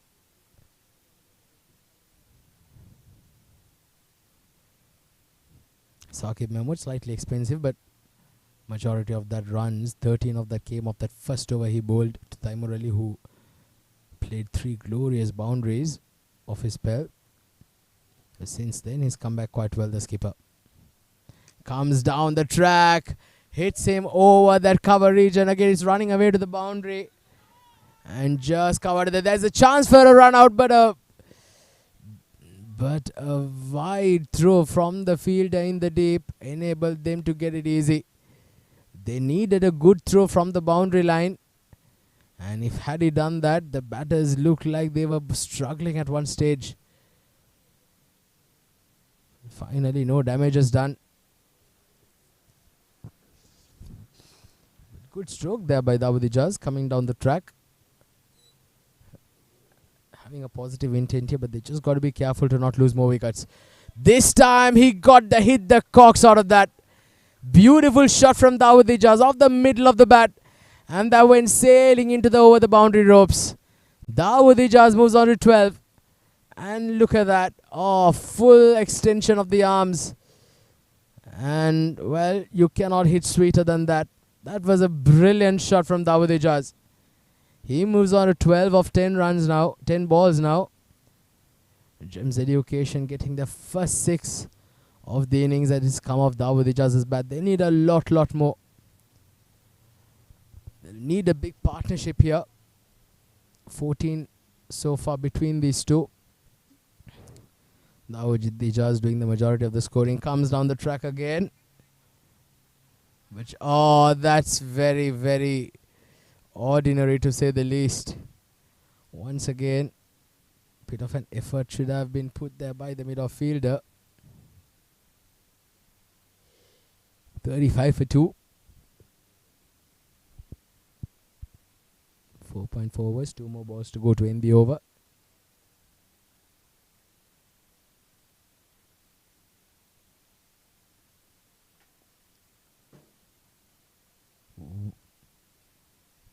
The Vision Shipping, they'll like another wicket here to put them on properly on the back foot. But that's a very good looking shot, but equally well fielded.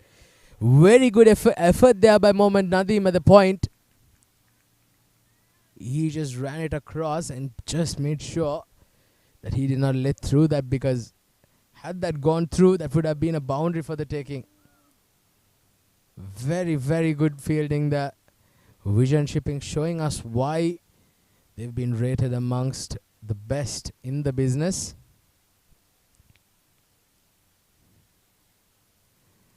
Last ball of the 5th over coming up. 10 runs of this over. Saqib Mahmood has been slightly expensive, even though he's picked up 2 big wickets here. This time he comes down the track. Just one bounce to the cow fielder. Very unlucky. So 5 overs done. Gems Education 36 for 2.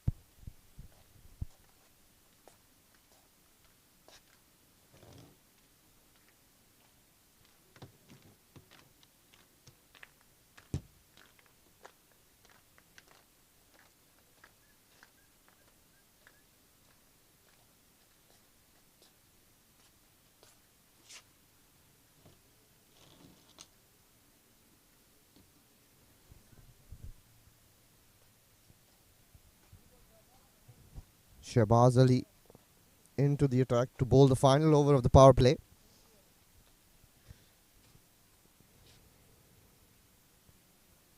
Shahan Akram taking strike. Short of length ball played out towards short mid-wicket, looking for a single. No single on offer.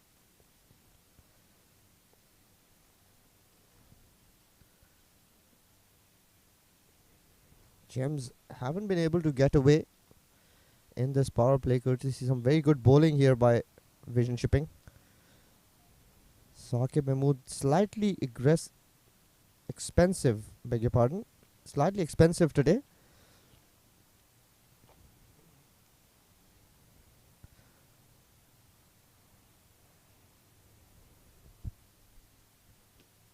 And beautifully bowled.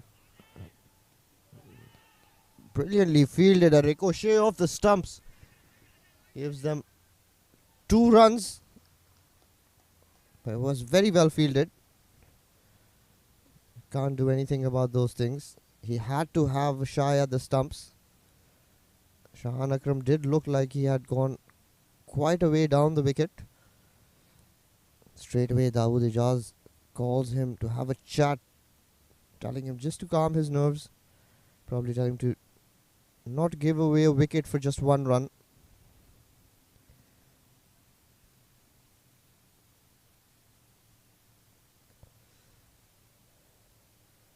.38 for 2.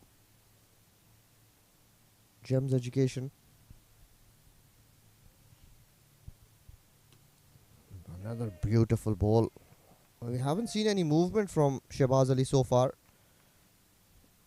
But he is the sort of bowler that likes to bend his back, hits the deck hard. And again has that change of pace, bowls the slower ones very well. A sedate sort of start, just under 7 runs and over. 3 more balls to this power play.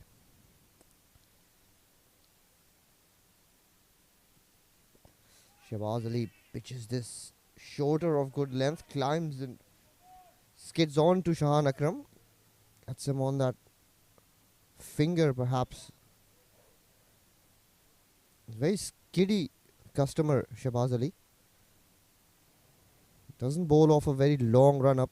Doesn't run in too hard, but generates that pace because of those big shoulders. Strong lad. Bats pretty well in that middle order. Very important member of this Vision Shipping side. I think it's hurt Shahan Akram. He's just called for that magic spray.